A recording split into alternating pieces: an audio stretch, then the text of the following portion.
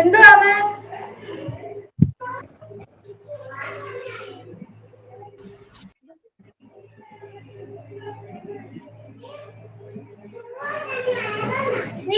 Good morning. Good morning, ma'am. Morning, ma'am. Good morning, ma'am.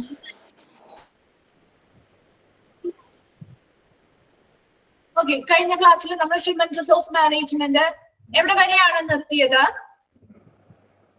ഏതുവരെ portions എടുത്തു നമ്മുടെ കഴിഞ്ഞ ക്ലാസ്സിൽ? റിക്രൂട്ട്മെന്റ് കഴിഞ്ഞില്ലേ?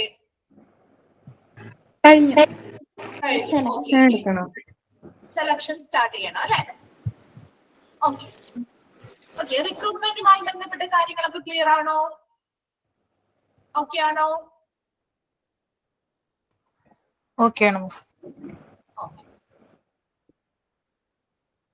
ഓക്കെ, അപ്പൊ മിസ് മ്യൂട്ട് ചെയ്യാണ്. എന്തെങ്കിലും മെസ്സേജ് ചെയ്താൽ മതി കേട്ടോ. ഓക്കെ, അപ്പൊ നമ്മൾ ഇന്ന് നെക്സ്റ്റ് അടുത്തൊരു ഭാഗത്തേക്ക് പോവാണ്. റിക്രൂട്ട്മെന്റുമായി ബന്ധപ്പെട്ട പോർഷൻസ് തന്നെയാണ് കേട്ടോ. സെലക്ഷൻ അല്ലെ? എന്താണ് സെലക്ട് ചെയ്യുക എന്നുള്ളത് ഉദ്ദേശിക്കുന്നത്? എന്താണ് ഒരു സെലക്ഷൻ? എന്താണ് chapter of human resource management?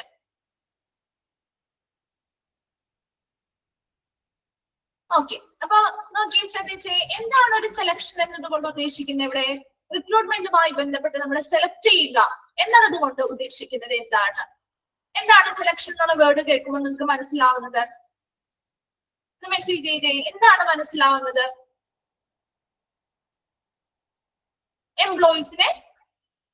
എംപ്ലോയിയെ തിരഞ്ഞെടുക്കുക അല്ലെ? അത് തന്നെയാണ് അല്ലെ, എംപ്ലോയിയെ തിരഞ്ഞെടുക്കുക. അത് എംപ്ലോയിയെ തിരഞ്ഞെടുക്കുന്ന എങ്ങനെയാ? ഒരുപാട് ആപ്ലിക്കേഷൻസ് ഒരു റിക്രൂട്ട്മെന്റുമായി ബന്ധപ്പെട്ട് ഒരുപാട് ആ ഒരു ജോലിക്ക് വേണ്ടി ഒരുപാട് ആപ്ലിക്കേഷൻസ് വന്നിട്ടുണ്ടാവും അല്ലെ? ആ വന്നിട്ടുള്ള എല്ലാ ആപ്ലിക്കേഷൻസിൽ നിന്നും ഏറ്റവും അനുയോജ്യരായിട്ടുള്ള അല്ലെ, ആ ഒരു ജോലിക്ക് ഏറ്റവും യോഗ്യരായിട്ടുള്ള ആളുകളെ അല്ലെങ്കിൽ എംപ്ലോയീസിനെ തിരഞ്ഞെടുക്കുക. അത് തന്നെയാണ് സെലക്ഷൻ എന്ന് പറയുന്ന പ്രോസസ്സ്. അപ്പൊ അത് ജനറൽ ആയിട്ടുള്ള കാര്യങ്ങൾ നിങ്ങൾക്ക് മനസ്സിലായാൽ സിമ്പിൾ ആയിട്ട് അതിനുള്ളിൽ വളരെ സിമ്പിൾ ആയിട്ടുള്ള ഭാഗങ്ങളാണ് ഇനി വരുന്നത്. ഒത്തിരി കൂടി ഫെമിലിയർ ആയിട്ടുള്ള ഭാഗങ്ങൾ കൂടിയാണ് കേട്ടോ.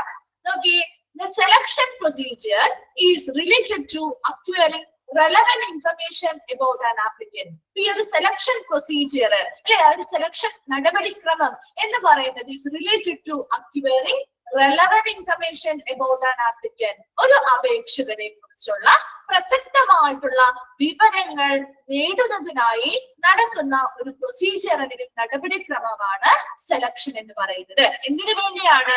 അവരെ കുറിച്ചുള്ള ഈ റെലവന്റ് ഇൻഫർമേഷൻസ് അല്ലെങ്കിൽ പ്രസക്തമായിട്ടുള്ള വിവരങ്ങള് നമ്മൾ ശേഖരിക്കുന്നത് അല്ലെങ്കിൽ നേടുന്നത് എന്തിനു വേണ്ടിയായിരിക്കും? ആ ഒരു ജോലിയിലേക്ക് അവർ ആപ്റ്റ് ആണോ അല്ലെ എന്ന് കണ്ടെത്തുന്നതിന് വേണ്ടിയാണ് അല്ലെ. Then നോക്കിയേ, the objective of the selection process is to find out whether an applicant meets the qualification for a specific job and to select the applicant who is most likely to carry out well in that job. ഇനി എന്താ second പോയിന്റിൽ പറയുന്നത്? The objective of the selection process. ഈ selection പ്രോസസിന്റെ പ്രധാന objective അല്ലെങ്കിൽ ലക്ഷ്യം എന്ന് പറയുന്നത് എന്താണ്? is to find out whether an applicant meet the qualification for a specific job. ഒരു സ്പെസിഫിക് ജോബിന് വേണ്ടിയിട്ടായിരിക്കും നമ്മൾ അപേക്ഷിച്ചിട്ടുണ്ടാവുക അല്ലെ? ആ സ്പെസിഫിക് ജോബിന് വേണ്ടി, ആ പ്രത്യേക ജോബിന് വേണ്ടി ഇവർക്ക് അതിനനുസരിച്ചുള്ള ആ ജോബിന് ആവശ്യമായിട്ടുള്ള ക്വാളിഫിക്കേഷൻസ് ഈ പറയുന്ന ആപ്ലിക്കൻസുകൾക്ക് അല്ലെങ്കിൽ അപേക്ഷകർക്ക് ഉണ്ടോ എന്ന് കണ്ടെത്തണം അല്ലെ? And to select the applicant who is most likely to carry out well in that job. ഇനി എന്ത് ചെയ്യണം? ആ വന്നിരിക്കുന്ന ആപ്ലിക്കൻസില് ഏറ്റവും യോഗ്യതയുള്ള നല്ല ക്വാളിഫിക്കേഷൻസ് ഉള്ള ആളുകളെ കണ്ടെത്തുകയും അവരെ എന്തിനു വേണ്ടി സെലക്ട് ചെയ്യണം? ആ ജോലികളെ, നമുക്ക് കൊടുക്കുന്ന ഓരോ ജോലികളും നന്നായി നിർവഹിക്കാൻ കഴിയുന്ന അപേക്ഷകരെ എന്ത് ചെയ്യണം? തിരഞ്ഞെടുക്കുകയും ചെയ്യണം. എന്താണ് രണ്ട് പോയിന്റിൽ പറഞ്ഞത്? സെലക്ഷൻ എന്ന് പറഞ്ഞാല് എന്ത് തന്നെയാണ്? നല്ല എംപ്ലോയീസിനെ നമ്മൾ ആ ഒരു ജോലിയിലേക്ക് തിരഞ്ഞെടുക്കുക. അത് തന്നെയാണ് ആ ഒരു മീനിങ് വരുന്നത് അല്ലെ? അപ്പോ സെലക്ഷൻ പ്രൊസീജിയറിൽ വരുന്ന പ്രധാനപ്പെട്ട ഒരു കാര്യം എന്താ? Is related to acquiring relevant information about an applicant. അപേക്ഷകരെ കുറിച്ചുള്ള പ്രസക്തമായിട്ടുള്ള വിവരങ്ങൾ ലഭ്യമാക്കുക അല്ലെങ്കിൽ നേടിയെടുക്കുക. എന്തിനു വേണ്ടിയാണ് അങ്ങനെ നേടിയെടുക്കുന്നത്? The objective of the selection process. ഈ ഒരു സെലക്ഷൻ പ്രോസസ്സിന്റെ പ്രധാന ഒബ്ജക്റ്റീവും അത് തന്നെയാണ്. എന്താണ്? അവിടെ വരുന്ന ഒരുപാട് ആപ്ലിക്കൻസ് ഉണ്ടാവും അല്ലെ? ആ ആപ്ലിക്കൻസിൽ നിന്നും ആ സ്പെസിഫിക് ജോബിലേക്ക് വേണ്ടിയിട്ടുള്ള ക്വാളിഫിക്കേഷൻസ് കൃത്യമായിട്ട് എല്ലാ യോഗ്യതകളുമുള്ള ആളുകൾ ആരാണ് അവരെ കണ്ടെത്തണം അല്ലെ? ഇനി അവർക്ക് നമ്മൾ ഈ ജോലി ചെയ്താൽ, ഈ ജോലി കൊടുത്താല് അവരത് നന്നായി, ആ ജോലി അവർക്ക് നന്നായിട്ട് അത് നിർവഹിക്കാൻ കഴിയുമോ അല്ലെ? അങ്ങനെയുള്ള കാര്യങ്ങളൊക്കെ ടെസ്റ്റ് ചെയ്ത് അങ്ങനെ കഴിയുന്നവർക്ക് നമ്മൾ എന്ത് ചെയ്യണം? ആ ജോലി നന്നായി നിർവഹിക്കാൻ കഴിയുന്ന അപേക്ഷകരെ കണ്ടെത്തുക അല്ലെങ്കിൽ തിരഞ്ഞെടുക്കുക. അതാണ് സെലക്ഷൻ പ്രോസസ് എന്ന് പറയുന്നത്. ക്ലിയർ ആണോ? ആ ഒരു രണ്ട് സെന്റൻസ് ക്ലിയർ ആണോ? ഓക്കെ. Then next sentence നിങ്ങൾ ഒന്ന് അണ്ടർലൈൻ ചെയ്തിടാം. Selection involves choosing between applicants for jobs and removing applicants for unsuitable applicants. ആ ഒരു സെന്റൻസ് ഒന്ന് അണ്ടർലൈൻ ചെയ്തിട്ട് ചോദിക്കാറുണ്ട് കേട്ടോ. അവിടെ നമ്മൾ പറയും, ഇപ്പൊ നമുക്കറിയാം ഒരു സെലക്ഷനില് ഒരു പ്രൊസീജിയർ വരുമ്പോ ഒരുപാട് ആപ്ലിക്കേഷൻസ് വരും അല്ലെ? ആപ്ലിക്കൻസ് വരും. അവരിൽ എല്ലാവരെയും നമുക്ക് സെലക്ട് ചെയ്യാൻ പറ്റുമോ? ഇല്ല. ഒരുപാട് പേരെ ഒന്ന് സെലക്ട് ചെയ്യാൻ വേണം. എത്ര വേക്കൻസി ആണോ ഉള്ളത് അതിലുള്ള വേക്കൻസിക്കുള്ള നമ്പർ ഓഫ് ആളുകളെ മാത്രമേ നമുക്ക് സെലക്ട് ചെയ്യാൻ പറ്റുള്ളൂ അല്ലെ? ബാക്കിയുള്ളവർ നമ്മൾ എന്ത് ചെയ്യും? റിജക്ട് ചെയ്യും അല്ലെ? സ്വാഭാവികമായിട്ടും അതാണ് ഒരു സെലക്ഷൻ പ്രോസസ്സിൽ നടക്കുന്നത്. അതുകൊണ്ട് തന്നെ സെലക്ഷൻ പ്രോസസ് എന്ന് പറയുന്നത് ഒരു നെഗറ്റീവ് പ്രോസസ് കൂടിയാണ് അല്ലെ? ഒരുപാട് പേര് അവിടെ റിജക്റ്റഡ് ആയി പോകുന്നുണ്ട് അല്ലെങ്കിൽ റിമൂവ് ചെയ്ത് നമ്മൾ കളയുന്നുണ്ട്. അത് തന്നെയാണ് ഇവിടെയും പറയുന്നത്. Selection involves choosing between applicants for job അല്ലെ? ആ ജോബിന് വന്നിരിക്കുന്ന അപേക്ഷകരിൽ നിന്ന് നമുക്ക് യോഗ്യരായിട്ടുള്ളവരെ സെലക്ട് ചെയ്യുന്നു. And removing applicants who are unsuitable applicants അല്ലെ? ആ ഒരു ജോലിയിലേക്ക് സ്യൂട്ടബിൾ ആവാത്ത, അനുയോജ്യരല്ലാത്ത ആളുകളെ അല്ലെങ്കിൽ അപേക്ഷകരെ എന്ത് ചെയ്യുന്നു? റിമൂവ് ചെയ്യുന്നു. എന്താ പറഞ്ഞത്? സെലക്ഷൻ എന്ന് പറയുന്ന പ്രോസസ്സ് ജനറലി നമുക്ക് എന്താണ് പറയാ? Involve choosing between applicants for job അല്ലെ? ആ ജോബിലേക്ക് അപേക്ഷിച്ചിട്ടുള്ള അപേക്ഷകരിൽ നിന്ന് ആ ജോലിക്ക് എന്താണ് അനുയോജ്യമായിട്ടുള്ള ആളുകളെ സെലക്ട് ചെയ്യുന്നു അല്ലെങ്കിൽ തിരഞ്ഞെടുക്കുന്നു. അതായത് ആ ഒരു ജോലിക്ക് അൺസ്യൂട്ടബിൾ ആയിട്ടുള്ള, അനുയോജ്യരല്ലാത്ത ആളുകളെ നമ്മൾ അവിടെ നിന്നും ആ ഒരു ലിസ്റ്റിൽ നിന്നും എന്ത് ചെയ്യുന്നു? റിമൂവ് ചെയ്യുന്നു. ക്ലിയർ അല്ലേ ഒരു സെന്റൻസ്? നെക്സ്റ്റ് നോക്കി ഒരു സെന്റൻസ് ഒന്ന് അണ്ടർലൈൻ ചെയ്തിരുന്നു കേട്ടോ. While planning a selection policy, അപ്പൊ സെലക്ഷനുമായി ബന്ധപ്പെട്ട് നമ്മുടെ റിക്രൂട്ട്മെന്റുമായി ബന്ധപ്പെട്ട് നമ്മുടെ പോളിസികൾ, നയങ്ങള് ആ ഹോസ്പിറ്റലിൽ സ്ഥാപിച്ചിട്ടുണ്ട് അല്ലെങ്കിൽ ആ ഓരോ സ്ഥാപനങ്ങളിലും ഉണ്ട് അല്ലെ? അതുപോലെ തന്നെ സെലക്ഷനുമായി ബന്ധപ്പെട്ടും ഓരോ സ്ഥാപനങ്ങളിലും അവരുടേതായ പോളിസികളുണ്ട്. അപ്പൊ ഇങ്ങനെയുള്ള സെലക്ഷൻ പോളിസികള് ആസൂത്രണം ചെയ്യുമ്പോൾ അല്ലെങ്കിൽ പ്ലാൻ ചെയ്യുമ്പോൾ എന്തൊക്കെ കാര്യങ്ങളാണ് നമ്മൾ പരിഗണിക്കേണ്ടത്? ഇനി പറയാൻ പോകുന്നത്. While planning a selection policy, due consideration should be given to organizational needs as well as technical and professional extent of selection procedure. അപ്പോൾ ഒരു സെലക്ഷൻ പോളിസി ആസൂത്രണം ചെയ്യുമ്പോൾ എന്തൊക്കെ കാര്യങ്ങളാണ് നമ്മൾ കൺസിഡർ ചെയ്യേണ്ടത് അല്ലെങ്കിൽ പരിഗണിക്കേണ്ടത്? should be given to organization need. ആ ഒരു സ്ഥാപനത്തിന്റെ ആവശ്യകതകൾ പരിഗണിക്കണം അല്ലെ? ഒരു സ്ഥാപനത്തിലേക്ക് നമ്മൾ സെലക്ട് ചെയ്യുന്ന സമയത്ത് ആ ഒരു സ്ഥാപനത്തിൽ ഏത് ജോബ് വേക്കൻസി ആണോ വന്നിരിക്കുന്നത് ആ ഒരു ജോബ് വേക്കൻസിക്ക് അനുസരിച്ചുള്ള ആളെ ആയിരിക്കണം സെലക്ട് ചെയ്യേണ്ടത് അല്ലെ. അത് ആ ഒരു സ്ഥാപനത്തിന്റെ ആവശ്യകതയാണ്. ആ ഒരു ആവശ്യകത അനുസരിച്ച് വേണം ഒരാളെ സെലക്ട് ചെയ്യാനായിട്ട്. അല്ലാത്ത പക്ഷം എന്ത് ചെയ്യാം, നമ്മൾ അവരുടെ ആവശ്യകതകൾ മനസ്സിലാക്കുന്നില്ല, ആ ഒരു ജോലിയുടെ സ്പെസിഫിക്കേഷൻസ് മനസ്സിലാക്കുന്നില്ല. അല്ലാതെ ഒരു വ്യക്തിയെ നമുക്ക് ഇഷ്ടപ്പെട്ടു, അവരുടെ പെർഫോമൻസും കാര്യങ്ങളൊക്കെ നമുക്ക് ഇഷ്ടപ്പെട്ടു, അത് ചിലപ്പോൾ ഇവർ ഈ ഒരു ഫീൽഡിലുള്ള ആൾ പോലും അല്ലെങ്കിലോ ആ ഒരു ജോലി നന്നായിട്ട് നിങ്ങൾക്ക് ഹാൻഡിൽ ചെയ്യാൻ പറ്റുമോ? ഒരിക്കലും ചെയ്യാൻ പറ്റില്ല അല്ലെ.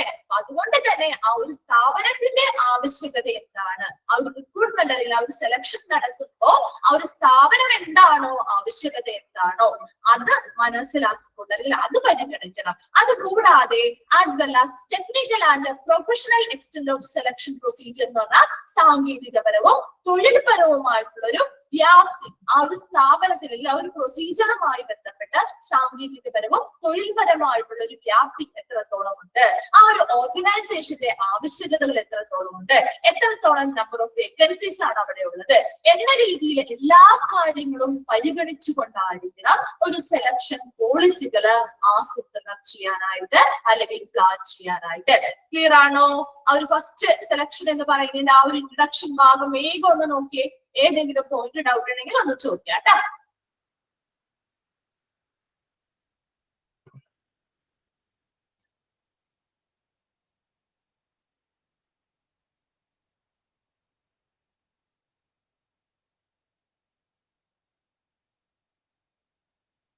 ഓക്കെ ആണോ?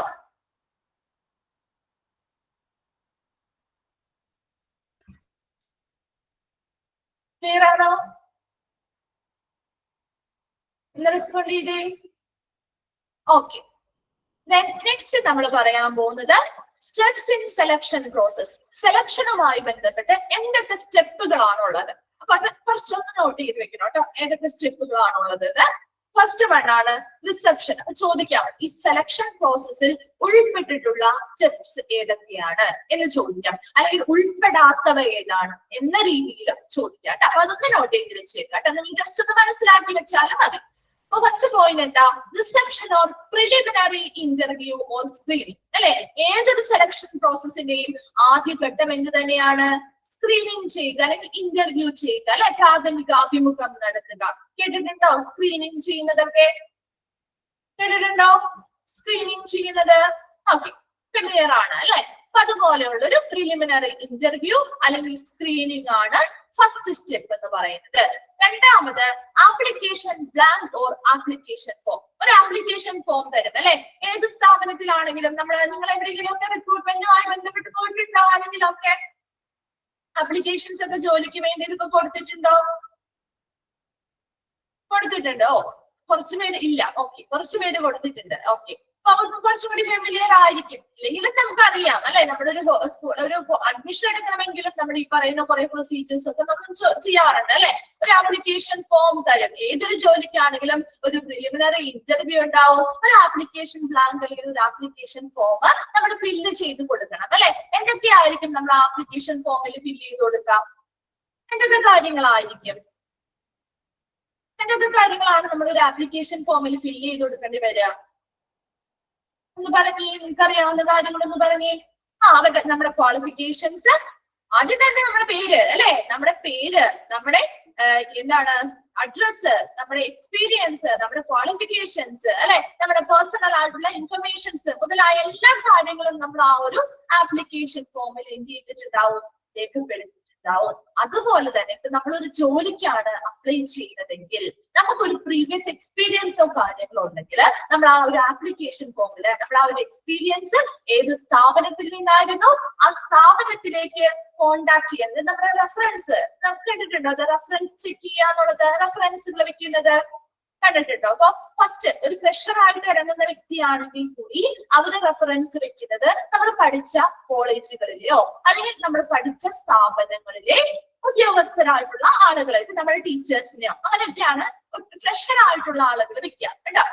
പുതിയ ആപ്ലിക്കേഷൻ നമ്മൾ ജോലിക്ക് പോകുമ്പോൾ സ്വാഭാവികമായിട്ടും അവർ റെഫറൻസ് ചോദിക്കും. ആ റെഫറൻസ് എന്തിനാന്ന് വെച്ച് കഴിഞ്ഞാൽ ഇവരുടെ പെർഫോമൻസും കാര്യങ്ങളും എങ്ങനെയുണ്ടായിരുന്നു, മറ്റുള്ളവരോട് ഇവർക്കൊന്ന് വിളിച്ച് എന്ത് ചെയ്യണം, അഭിപ്രായങ്ങൾ ചോദിക്കാനുള്ളൊരു പേഴ്സണൽ നമ്പറും അവരുടെ പേരും നമുക്ക് ഇഷ്ടമുള്ള ആളുകൾ കേട്ടോ. എക്സ്പീരിയൻസ് ആയിട്ടുള്ളവരാണെങ്കിൽ അവരുടെ എവിടെയാണോ ജോലി ചെയ്തിരുന്നത്, മുന്നേ അവർ എവിടെയാണോ ജോലി ചെയ്തിരുന്നത് ആ ഒരു സ്ഥാപനത്തിന്റെ MD-യുടെയോ അല്ലെങ്കിൽ ബന്ധപ്പെട്ട ഉദ്യോഗസ്ഥരുടെ നമ്പറും പേരും അഡ്രസ്സും ഒക്കെ ആയിരിക്കും. അതേസമയം ഫ്രഷറായിട്ട് വരുന്നവരാകുമ്പോൾ ഈ ആപ്ലിക്കേഷൻ ഫോമില് നമ്മൾ പഠിച്ച പ്രീവിയസ് ആയിട്ട് നമ്മൾ ഇപ്പൊ എന്താണ് ഇറങ്ങിയിട്ടുള്ള ഇപ്പൊ ഡിഗ്രി ആണെങ്കിൽ ഡിഗ്രി പാസ് ഔട്ട് ആയിട്ടാണെങ്കിൽ ആ ഡിഗ്രിയിൽ കോളേജിലെ നമ്മൾ പഠിപ്പിച്ച സീനിയർ ആയിട്ടുള്ള ടീച്ചേഴ്സിന്റെയോ ഇപ്പൊ 1-2 പേരുടെ റെഫറൻസ് ആയിട്ട് ഉണ്ട്. അതുകൂടി നമ്മൾ ഇതിൽ ഉൾപ്പെടുന്നുണ്ട്. അത് എന്തിനാന്ന് വെച്ച് കഴിഞ്ഞാൽ അത് കഴിഞ്ഞൊരു സെന്റൻസ് വരുന്നുണ്ട്, അതുകൊണ്ടാണ് മിസ് ഇത് പറഞ്ഞു തന്നെ. ഒരു ആപ്ലിക്കേഷൻ ഫോമില് എന്താണ് ഒരു ആപ്ലിക്കേഷൻ ഫോം എന്ന് പറയുന്നത് ഫാക്ട് ഫൈൻഡർ. ഒന്ന് അണ്ടർലൈൻ ചെയ്തിട്ട് ഫാക്ട് ഫൈൻഡർ. എന്താണ് ഫാക്ട് ഫൈൻഡർ എന്ന് പറഞ്ഞാൽ വസ്തുതകൾ കണ്ടെത്തുന്നതിന് വേണ്ടിയിട്ട് അല്ലെ. എന്തൊക്കെ വസ്തുതകളാണ് ഇവിടെ നമുക്ക് ഒരു ആപ്ലിക്കേഷൻ ഫോമിലൂടെ കണ്ടെത്താൻ സാധിക്കുന്നത്?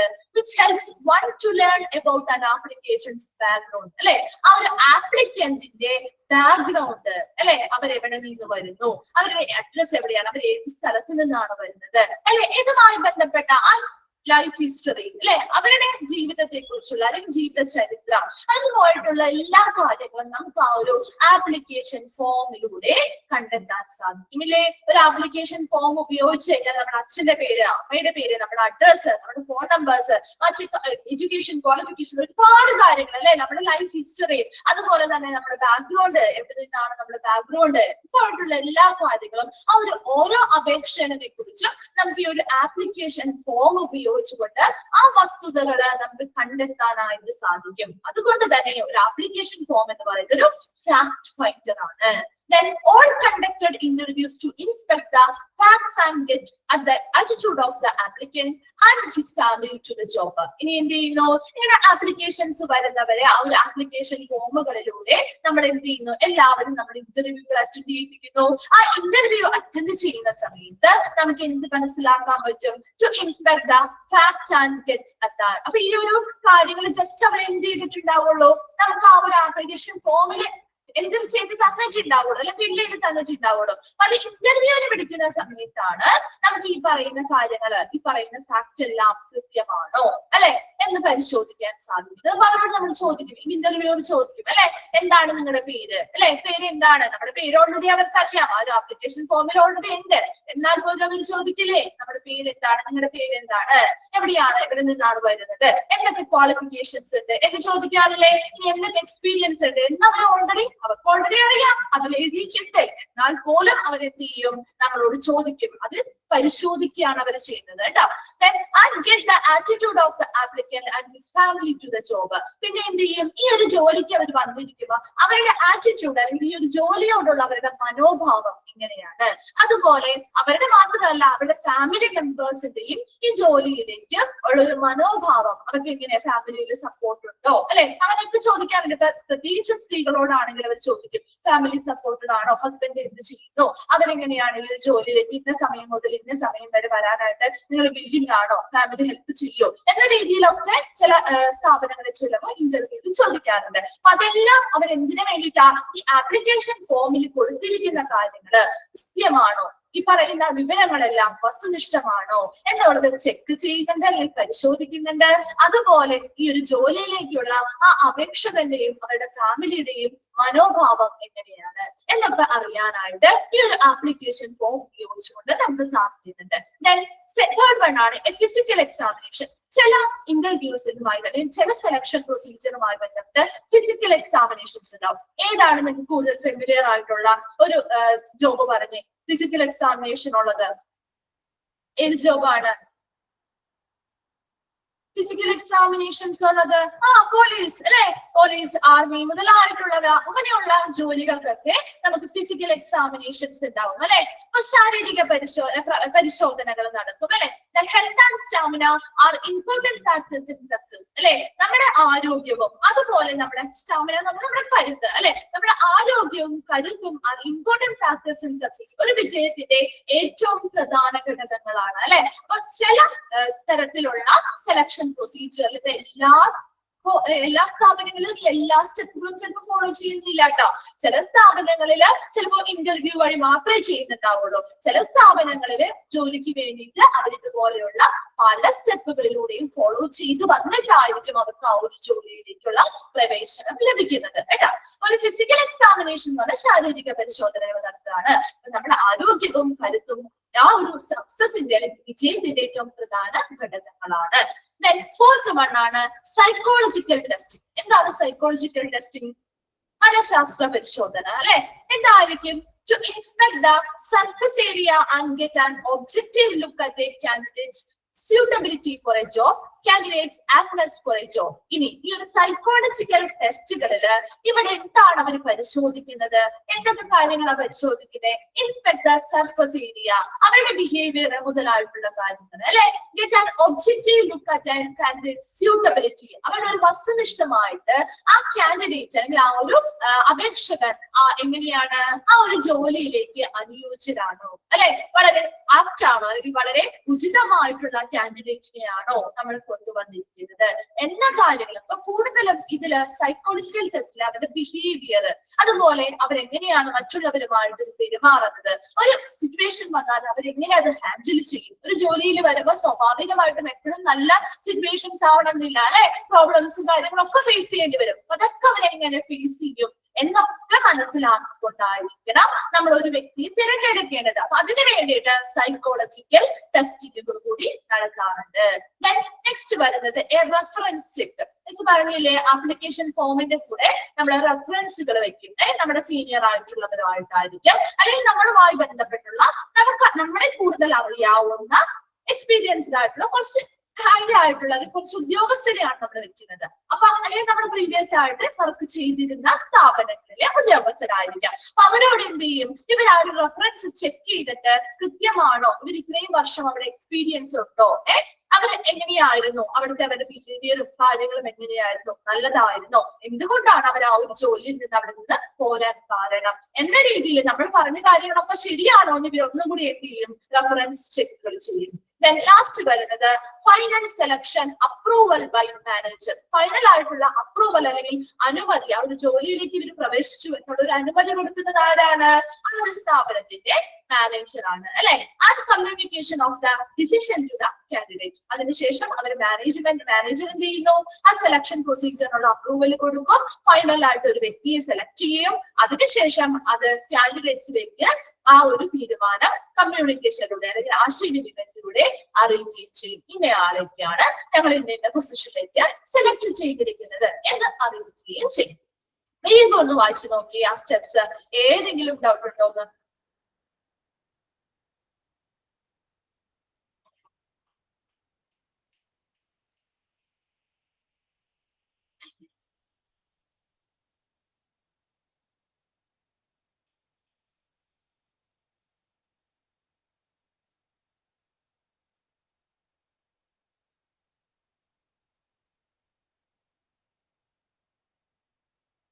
ഏതെങ്കിലും സ്റ്റെപ്പ് ക്ലിയർ ആവാത്തതുണ്ടോ?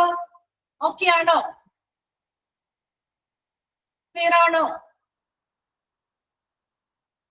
ഓക്കെ, നെക്സ്റ്റ് ഭാഗത്തേക്ക് പോവാലോ. അപ്പൊ നമ്മൾ ജസ്റ്റ് ഇതൊക്കെയെല്ലാം സ്റ്റെപ്പുകൾ പറഞ്ഞു. ഇനി നമുക്ക് ഒന്ന് മാത്രം കുറച്ച് ഡീറ്റെയിൽ ആയിട്ട് നോക്കുന്നുണ്ട്, സൈക്കോളജിക്കൽ ടെസ്റ്റിംഗ്. എങ്ങനെയാണ് സൈക്കോളജിക്കൽ ടെസ്റ്റിംഗ് ചെയ്യുന്നത്? അത് കുറച്ച് ടൈപ്പ് ആയിട്ടാണ് നമുക്ക് പഠിക്കാനുള്ളത്. ഇത് ഇമ്പോർട്ടന്റ് ആണ് കേട്ടോ. അപ്പൊ അതൊന്ന് നോട്ട് ചെയ്ത് വെക്കണേ. The classification of types of psychological test. അപ്പൊ നോക്കി, ആസ് പെർ 3 ഭാഗമായിട്ട് തിരിച്ചാണ്. നമുക്ക് 3 ഓൾറെഡി 3 ഭാഗമായിട്ട് തിരിച്ചിട്ടുണ്ട്. അതിനുള്ളിൽ കുറച്ച് സബ് ഡിവിഷൻസും വരുന്നുണ്ട് കേട്ടോ. ആ സബ് ഡിവിഷൻസും നിങ്ങൾ ഒന്ന് നോട്ട് ചെയ്തിരിക്കണേ. As per of human behaviour, നമ്മുടെ ബിഹേവിയറിനനുസരിച്ച്, പെരുമാറ്റത്തിനനുസരിച്ച്, മനുഷ്യരുടെ പെരുമാറ്റത്തിനനുസരിച്ച് test categorised in to aptitude test. First വിഭാഗമാണ് കേട്ടോ, ഫസ്റ്റ് സെക്ഷൻ ആണ് ഹ്യൂമൻ ബിഹേവിയറിനെ ആസ്പദമാക്കിയിട്ടുള്ളതാണ്. നമ്മുടെ ബിഹേവിയർ അല്ലെങ്കിൽ പെരുമാറ്റത്തെ ആസ്പദമാക്കിയിട്ട് 4 ടെസ്റ്റുകളെ കാറ്റഗറൈസ് ചെയ്തിട്ടുണ്ട്. ഏതൊക്കെയാണ്? Aptitude test, achievement test, personality test and interest test. കേട്ടിട്ടുണ്ടോ ഈ പേരുകൾ? എവിടെയെങ്കിലും കേട്ടിട്ടുണ്ടോ? Aptitude test, achievement test, personality test, interest test കേട്ടിട്ടുണ്ട്. ഓക്കെ, അപ്പൊ കുറച്ചും കൂടി എളുപ്പമായി അല്ലെ. അപ്പൊ ഫസ്റ്റ് നമുക്ക് നോക്കാം. അപ്പൊ അത് ഹ്യൂമൻ ബിഹേവിയറിനെ അടിസ്ഥാനമാക്കി അല്ലെങ്കിൽ ഹ്യൂമൻസിന്റെ പെരുമാറ്റത്തെ അടിസ്ഥാനമാക്കിയാണ്. ഓക്കെ, ഫസ്റ്റ് വൺ ആണ് ആപ്റ്റിറ്റ്യൂഡ് ടെസ്റ്റ്. എന്താണ് ഒരു ആപ്റ്റിറ്റ്യൂഡ് എന്ന് പറഞ്ഞാല്? എന്താണ് ആപ്റ്റിറ്റ്യൂഡ്? അഭിരുചി അല്ലെ. ആപ്റ്റിറ്റ്യൂഡ് എന്ന് പറഞ്ഞാൽ അഭിരുചി. tries to test your ability to carry. ചോദിക്കാം കേട്ടോ, ഏത് ടെസ്റ്റ്? അപ്പൊ ഇന്നത് പറയാം, test that tries to test your ability to carry out tasks and react to situations at work. ഏത് ടെസ്റ്റ് ആണ് ഇത്? ഓപ്ഷൻസ് 4 ഓപ്ഷൻസ് ഉണ്ടാവും. അതിൽ ഏത് ടെസ്റ്റ് ആയിരുന്നു അത്? ആപ്റ്റിറ്റ്യൂഡ് ടെസ്റ്റ് ആണ്. അങ്ങനെയും ചോദിക്കാം കേട്ടോ. ഇതില് ഹ്യൂമൻ ബിഹേവിയറിനനുസരിച്ച് ടെസ്റ്റുകളെ എത്രയായിട്ട് കാറ്റഗറൈസ് ചെയ്തിട്ടുണ്ടെന്ന് ചോദിക്കാം. 4 ആയിട്ടാണ് കാറ്റഗറൈസ് ചെയ്തിരിക്കുന്നത്. ആ 4 ഏതൊക്കെയാണെന്ന് ചോദിക്കാം. Aptitude test, achievement test, personality test, interest test. അതിൽ ഓരോന്നും എടുത്തെടുത്തും ചോദിക്കാം കേട്ടോ. അതൊന്ന് നോട്ട് ചെയ്ത് വെക്കണേ, ഒരു ഇമ്പോർട്ടന്റ് ആയിട്ടുള്ള ഭാഗം കൂടിയാണ്. അപ്പൊ ആപ്റ്റിറ്റ്യൂഡ് ടെസ്റ്റ് എന്ന് പറഞ്ഞാൽ tries to test your ability to carry out task and react to situations at work. എന്താണ്? ഇപ്പൊ ഒരു എബിലിറ്റി, അതൊരു ടാസ്ക് കൊടുക്കുന്നു അല്ലെങ്കിൽ ആ വരുന്ന വ്യക്തിക്ക് ഒരു ചുമതല കൊടുക്കുമ്പോ ആ ചുമതലകൾ അവർക്ക് നന്നായി നിർവഹിക്കാൻ സാധിക്കുന്നുണ്ടോ? അതുപോലെ react to situations at work, ആ വരുന്ന വർക്ക് സിറ്റുവേഷൻസിൽ പല കാര്യങ്ങളോടും എന്താണ്, ആ സാഹചര്യങ്ങളോട് അവര് എങ്ങനെയാണ് പ്രതികരിക്കാനുള്ള ഒരു കഴിവ് എങ്ങനെയാണ് എന്ന കാര്യങ്ങളാണ് ഒരു ആപ്റ്റിറ്റ്യൂഡ് ടെസ്റ്റിൽ നമ്മൾ പരിശോധിക്കുന്നത്. എന്താണ്? Tries to test your ability to carry out task. നമ്മളൊരു ജോലി കൊടുത്താല് അല്ലെങ്കിൽ ഒരു ടാസ്ക് കൊടുത്താലോ അല്ലെങ്കിൽ ഒരു ചുമതല കൊടുത്താല് അവർക്ക് അത് കൃത്യമായിട്ട് നല്ല രീതിയിൽ അത് നിർവഹിക്കാൻ സാധിക്കുന്നുണ്ടോ? അതുകൂടാതെ react to situations at work, ആ സാഹചര്യങ്ങളോട് എങ്ങനെയാണ് അത് അവരെ എങ്ങനെയാണ് അവർ പ്രതികരിക്കുന്നത് എന്ന രീതിയിലുള്ള കാര്യങ്ങളാണ് നമ്മൾ ആപ്റ്റിറ്റ്യൂഡ് ടെസ്റ്റിൽ എന്ത് ചെയ്യുന്നത്? ടെസ്റ്റ് ചെയ്ത് നോക്കുന്നത്. അപ്പൊ ആദ്യമായിട്ട് ഒരു ആപ്ലിക്കന്റ് വരുന്ന സമയത്ത് ഒരിക്കലും ആ ആപ്ലിക്കന്റ് ജോലിയിൽ പ്രവേശിച്ചു കഴിഞ്ഞിട്ട് നമുക്ക് ഇത് ടെസ്റ്റ് ചെയ്തിട്ട് വലിയ കാര്യമൊന്നുമില്ല അല്ലെ. ജോലിയിലേക്ക് എടുത്തുപോയി അതിനുശേഷം മുൻപ് ചെയ്യണം ഇതൊക്കെ. അപ്പൊ വരുന്ന ആപ്ലിക്കൻസിൽ നല്ലതാണ്, നമുക്ക് യോഗ്യതയൊക്കെയുള്ള ആളുകളാണെങ്കിൽ നമ്മൾ അവരെ എന്ത് ചെയ്യുന്നു? ഇങ്ങനെയുള്ള ആ ഒരു ജോലി കൊടുത്ത് അത് എങ്ങനെയാണ് അവർ നിർവഹിക്കുന്നത്, എങ്ങനെയാണ് അവരൊരു സിറ്റുവേഷൻസ് വന്നാൽ ഓരോ സിറ്റുവേഷൻസിനോടും അവരെങ്ങനെയാണ് പ്രതികരിക്കുന്നത് എന്ന കാര്യങ്ങളൊക്കെ അവരുടെ ആ ഒരു കഴിവാണ് അവിടെ നോക്കുന്നത് കേട്ടോ. ആ ഒരു കഴിവിനെ ടെസ്റ്റ് ചെയ്യുന്നതിന് പരിശോധിക്കുന്നതിനെയാണ് നമ്മൾ ആപ്റ്റിറ്റ്യൂഡ് ടെസ്റ്റ് എന്ന് പറയുന്നത്. ക്ലിയർ ആണോ? ഫസ്റ്റ് വൺ ആപ്റ്റിറ്റ്യൂഡ് ടെസ്റ്റ് എന്താണെന്ന് മനസ്സിലായോ? ഓക്കെ, സെക്കൻഡ് വൺ ആണ് അച്ചീവ്മെന്റ് ടെസ്റ്റ്. എന്താണ് അച്ചീവ്മെന്റ് ടെസ്റ്റ്? എന്താണ്? അച്ചീവ് ചെയ്യുക അല്ലെ. അച്ചീവ്മെന്റ് ടെസ്റ്റ് പേരിൽ നിന്ന് തന്നെ നമുക്ക് കുറച്ചും കൂടി കണക്ട് ചെയ്യാൻ പറ്റും. It evaluates developed knowledge or skill after A period of training. എന്ത് ചെയ്യുന്നു? It evaluates developed knowledge or skill after A period of training. ഇവിടെ ഒരു ട്രെയിനിങ് കൊടുക്കുന്നു അല്ലെങ്കിൽ ഒരു പരിശീലന കാലയളവിന് ശേഷം, ആ ഒരു പരിശീലന കാലയളവ് ചിലർക്ക് എങ്ങനെയാണ് ട്രെയിനിങ്ങൾ കൊടുക്കാറുണ്ട് അല്ലെ. ട്രെയിനിങ്ങൾ കൊടുക്കാറില്ലേ? ചില ജോലിയിലേക്ക് കയറുന്ന സമയത്ത് ട്രെയിനീസ് ആയിട്ട് അപ്പോയിന്റ്മെന്റ് ചെയ്യാറുണ്ട് അല്ലെ. അപ്പൊ അങ്ങനെയുള്ള ട്രെയിനീസിൽ നിന്നും മികച്ച ആളുകളെ ആയിരിക്കും ചിലപ്പോൾ അവർ എന്ത് ചെയ്യുന്നത്? ജോലിയിലേക്ക് തിരഞ്ഞെടുക്കുന്നത്. അപ്പൊ ഈ ഒരു ട്രെയിനിങ് കാലയളവിൽ, ആ ഒരു പരിശീലന കാലയളവിന് ശേഷം അവർക്ക് എത്രത്തോളം അറിവും അതുപോലെ എത്രത്തോളം സ്കില്ല് അല്ലെങ്കിൽ വൈദഗ്ധ്യവും എന്ത് ചെയ്തിട്ടുണ്ട്? വികസിപ്പിച്ചിട്ടുണ്ട്. അല്ലെങ്കിൽ അവർക്ക് എത്രത്തോളം അത് നോളജും സ്കില്ലും ഒക്കെ എത്രത്തോളം അവർക്ക് ഡെവലപ്ഡ് ആയിട്ടുണ്ട്. അപ്പൊ ഈ ഒരു ട്രെയിനിങ് കൊടുത്തതിന് ശേഷമാണ് കേട്ടോ, ആ ഒരു പീരീഡ് ഓഫ് ട്രെയിനിങ്, ആ ഒരു പരിശീലന കാലയളവിന് ശേഷം ആ പരിശീലനത്തിലൂടെ അല്ലെങ്കിൽ ആ ട്രെയിനിങ്ങിലൂടെ അവർ എത്രത്തോളം നോളജും സ്കില്ലും അവരിൽ ഡെവലപ്പ് ചെയ്തിട്ടുണ്ട് അല്ലെങ്കിൽ വികസിപ്പിച്ചിട്ടുണ്ട് എന്നത് ഇവാലുവേറ്റ് ചെയ്ത് വിലയിരുത്തുന്നതാണ് അച്ചീവ്മെന്റ് ടെസ്റ്റ്. അതായത് മുൻപ് ചിലപ്പോൾ അവർ അത്ര വലിയ നല്ല രീതിയിലുള്ള ട്രെയിനിങ്ങോ എക്സ്പീരിയൻസോ ഒന്നും ഉള്ള ആളുകളായിരിക്കില്ല. പക്ഷെ നമ്മൾ ഈ ഒരു ട്രെയിനിങ് കൊടുത്തു കഴിയുമ്പോൾ ആ ട്രെയിനിങ് അവർ മാക്സിമം യൂട്ടിലൈസ് ചെയ്തുകൊണ്ട് നല്ല രീതിയിൽ അവരുടെ നോളജും സ്കില്ലും വർദ്ധിപ്പിക്കാനായിട്ട് അല്ലെങ്കിൽ ഇംപ്രൂവ് ചെയ്യാനായിട്ട് അവർക്ക് സാധിച്ചിട്ടുണ്ടെങ്കിൽ അത് നല്ലൊരു കഴിവാണ് അല്ലെ. അപ്പൊ പിന്നീടാണെങ്കിലും അത് അവരുടെ ജോലിയുമായി ബന്ധപ്പെട്ട അത് ബെനിഫിറ്റ് ആണ്. അപ്പൊ അതുകൊണ്ട് തന്നെ അങ്ങനെ ഒരു വ്യക്തി ആ ഒരു കഴിവ് അവർക്കുണ്ടോ, നല്ല ട്രെയിനിങ്ങുകളും കാര്യങ്ങളും കൊടുത്താല് അവർക്ക് നല്ല രീതിയിലുള്ള നോളജും സ്കില്ലും ഒക്കെ വർദ്ധിപ്പിക്കാൻ അവർക്ക് സാധിക്കുന്നുണ്ടോ, അവരതിൽ ഇംപ്രൂവ് ആവുന്നുണ്ടോ എന്ന് പരിശോധിക്കുന്നതാണ് അച്ചീവ്മെന്റ് ടെസ്റ്റ്. കിട്ടിയോ? Second one achievement test clear ആണോ? ഓക്കെ, നെക്സ്റ്റ് വരുന്നതാണ് പേഴ്സണാലിറ്റി ടെസ്റ്റ് അല്ലെ, പേഴ്സണാലിറ്റീസ് വ്യക്തിത്വ പരിശോധന അല്ലെ. നോക്കി, if mainly assess human personality, ഇവിടെ എന്താണ്, ഒരു മനുഷ്യന്റെ വ്യക്തിത്വത്തെ തന്നെയാണ് നമ്മൾ ഇവിടെ വിലയിരുത്തുന്നത് അല്ലെ. മെയിൻലി അസസ് ഹ്യൂമൻ പേഴ്സണാലിറ്റി, ഇവിടെ ഒരു മനുഷ്യന്റെ വ്യക്തിത്വത്തെയാണ് നമ്മൾ പരിശോധിക്കുന്നത്. Then personality testing and assessment refers to techniques designed to measure the characteristic pattern of traits that people show across various situations. എന്താ, പല സാഹചര്യങ്ങളിൽ അല്ലെ, വേരിയസ് സിറ്റുവേഷൻസ്, പല സാഹചര്യങ്ങള് ആളുകൾ കാണിക്കുന്ന സ്വഭാവ സവിശേഷതകൾ എങ്ങനെയാണ്, അതെങ്ങനെയാണ് എന്നുള്ളത് കണക്കാക്കുന്ന അല്ലെങ്കിൽ മെഷർ ചെയ്യുന്ന ഒരു ടെക്നിക്കാണ് പേഴ്സണാലിറ്റി ടെസ്റ്റിംഗ് എന്ന് പറയുന്നത്. അപ്പൊ പേഴ്സണാലിറ്റി എന്ന് പറയുമ്പോൾ അവരുടെ മെയിൻലി അസസ് ഹ്യൂമൻ പേഴ്സണാലിറ്റി, ആ വ്യക്തിത്വത്തെ, മനുഷ്യന്റെ വ്യക്തിത്വത്തെയാണ് നമ്മൾ ഇവിടെ പരിശോധിക്കുന്നത്. വ്യക്തിത്വം എന്ന് പറയുമ്പോൾ തന്നെ പല സാഹചര്യങ്ങളിലും പലരും വ്യത്യസ്തമായിട്ടായിരിക്കില്ലേ പെരുമാറുന്നത് അല്ലെ. ഒരു സ്ഥാപനത്തിൽ നമ്മൾ നിൽക്കുമ്പോ ഒരു സിറ്റുവേഷൻ വന്നാൽ ഇത് എങ്ങനെയായിരിക്കും അതിനെ ഹാൻഡിൽ ചെയ്യുന്നത് അല്ലെ, എങ്ങനെയായിരിക്കും അതിനോട് ബിഹേവ് ചെയ്യുന്നത്, അല്ലെങ്കിൽ എങ്ങനെയായിരിക്കും അതിനോട് പ്രതികരിക്കുന്നത്. അല്ലെങ്കിൽ ഒരു കസ്റ്റമർ വന്നു, അവര് ജോലിയിൽ ഇരിക്കുന്ന സമയത്ത് ഒരു ബന്ധപ്പെട്ട ഒരു ആള് വരുമ്പോ, ആ സ്ഥാപനത്തിൽ വരുമ്പോ, ആ ഒരു സാഹചര്യത്തിൽ ആ ആളുകളോട് എങ്ങനെയായിരിക്കും ഇവര്, എങ്ങനെയുള്ള രീതിയിലായിരിക്കും, സ്വഭാവമായിരിക്കും കാണിക്കാൻ പോകുന്നത് എന്ന രീതിയിലുള്ള കാര്യങ്ങൾ നമ്മൾ ഈ ഒരു പേഴ്സണാലിറ്റി ടെസ്റ്റുകളിലൂടെ മനസ്സിലാക്കുന്നു. വ്യക്തിത്വ പരിശോധന തന്നെയാണ് ഓരോ വ്യക്തിയും എങ്ങനെയാണ് അല്ലെ, അവരുടെ ബിഹേവിയർ അല്ലെങ്കിൽ അവരുടെ സ്വഭാവ സവിശേഷതകൾ ഓരോ സാഹചര്യത്തിലും എങ്ങനെയാണ് എന്നത് മനസ്സിലാക്കുന്നതാണ് പേഴ്സണാലിറ്റി ടെസ്റ്റ്. മനസ്സിലായോ? ക്ലിയർ ആണോ? ഓക്കെ, ആ മൂന്നെണ്ണത്തിലും എന്തെങ്കിലും ഡൗട്ട് ഉണ്ടോ? നെക്സ്റ്റ് ഭാഗത്തേക്ക് പൊക്കോട്ടെ മിസ്. ഓക്കെ അല്ലേ? ഓക്കെ, നെക്സ്റ്റ് ലാസ്റ്റ് വരുന്നതാണ് ഒരെണ്ണം ഇൻട്രസ്റ്റ് ടെസ്റ്റ്. നോക്കാതെ പോയത് കേട്ടോ, 4th one ആണ് ഇൻട്രസ്റ്റ് ടെസ്റ്റ്. ഇൻട്രസ്റ്റ് ടെസ്റ്റ് എന്ന് പറയുന്നത് താല്പര്യ പരിശോധന അല്ലെ. പലർക്കും പല ഇൻട്രസ്റ്റുകൾ ഉണ്ടാവും അല്ലെ, ഓരോരുത്തർക്ക് വ്യത്യസ്തമായിരിക്കും. എനിക്കുള്ള താല്പര്യമായിരിക്കില്ല നിങ്ങൾക്ക് ഉണ്ടാവുക അല്ലെ.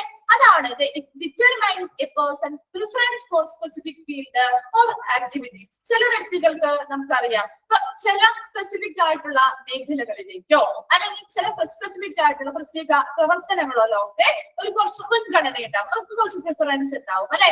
അതെന്താണ്, അത് ഏത് മേഖലയിലാണ് അവർക്ക് കൂടുതൽ താല്പര്യമുള്ളത്. ഇപ്പൊ ഒരു ഡിപ്പാർട്ട്മെന്റ് ബന്ധപ്പെട്ടാണെങ്കിൽ അവർക്ക് ചിലപ്പോൾ വേറെ എന്തെങ്കിലും കാര്യങ്ങൾ ചെയ്യാനായിരിക്കും കുറച്ചുകൂടി താല്പര്യം. അപ്പൊ നമ്മൾ ഈ ഒരു ജോലിയിൽ അവരെ പിടിച്ചു നിർത്തേണ്ട കാര്യമില്ല അല്ലെ.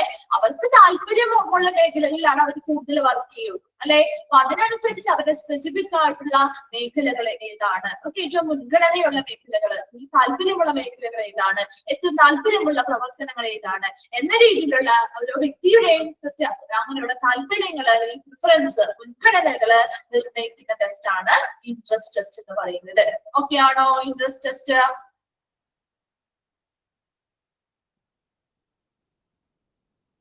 ട്രേറ്റ്സ് ആണോ ചോദിച്ചു?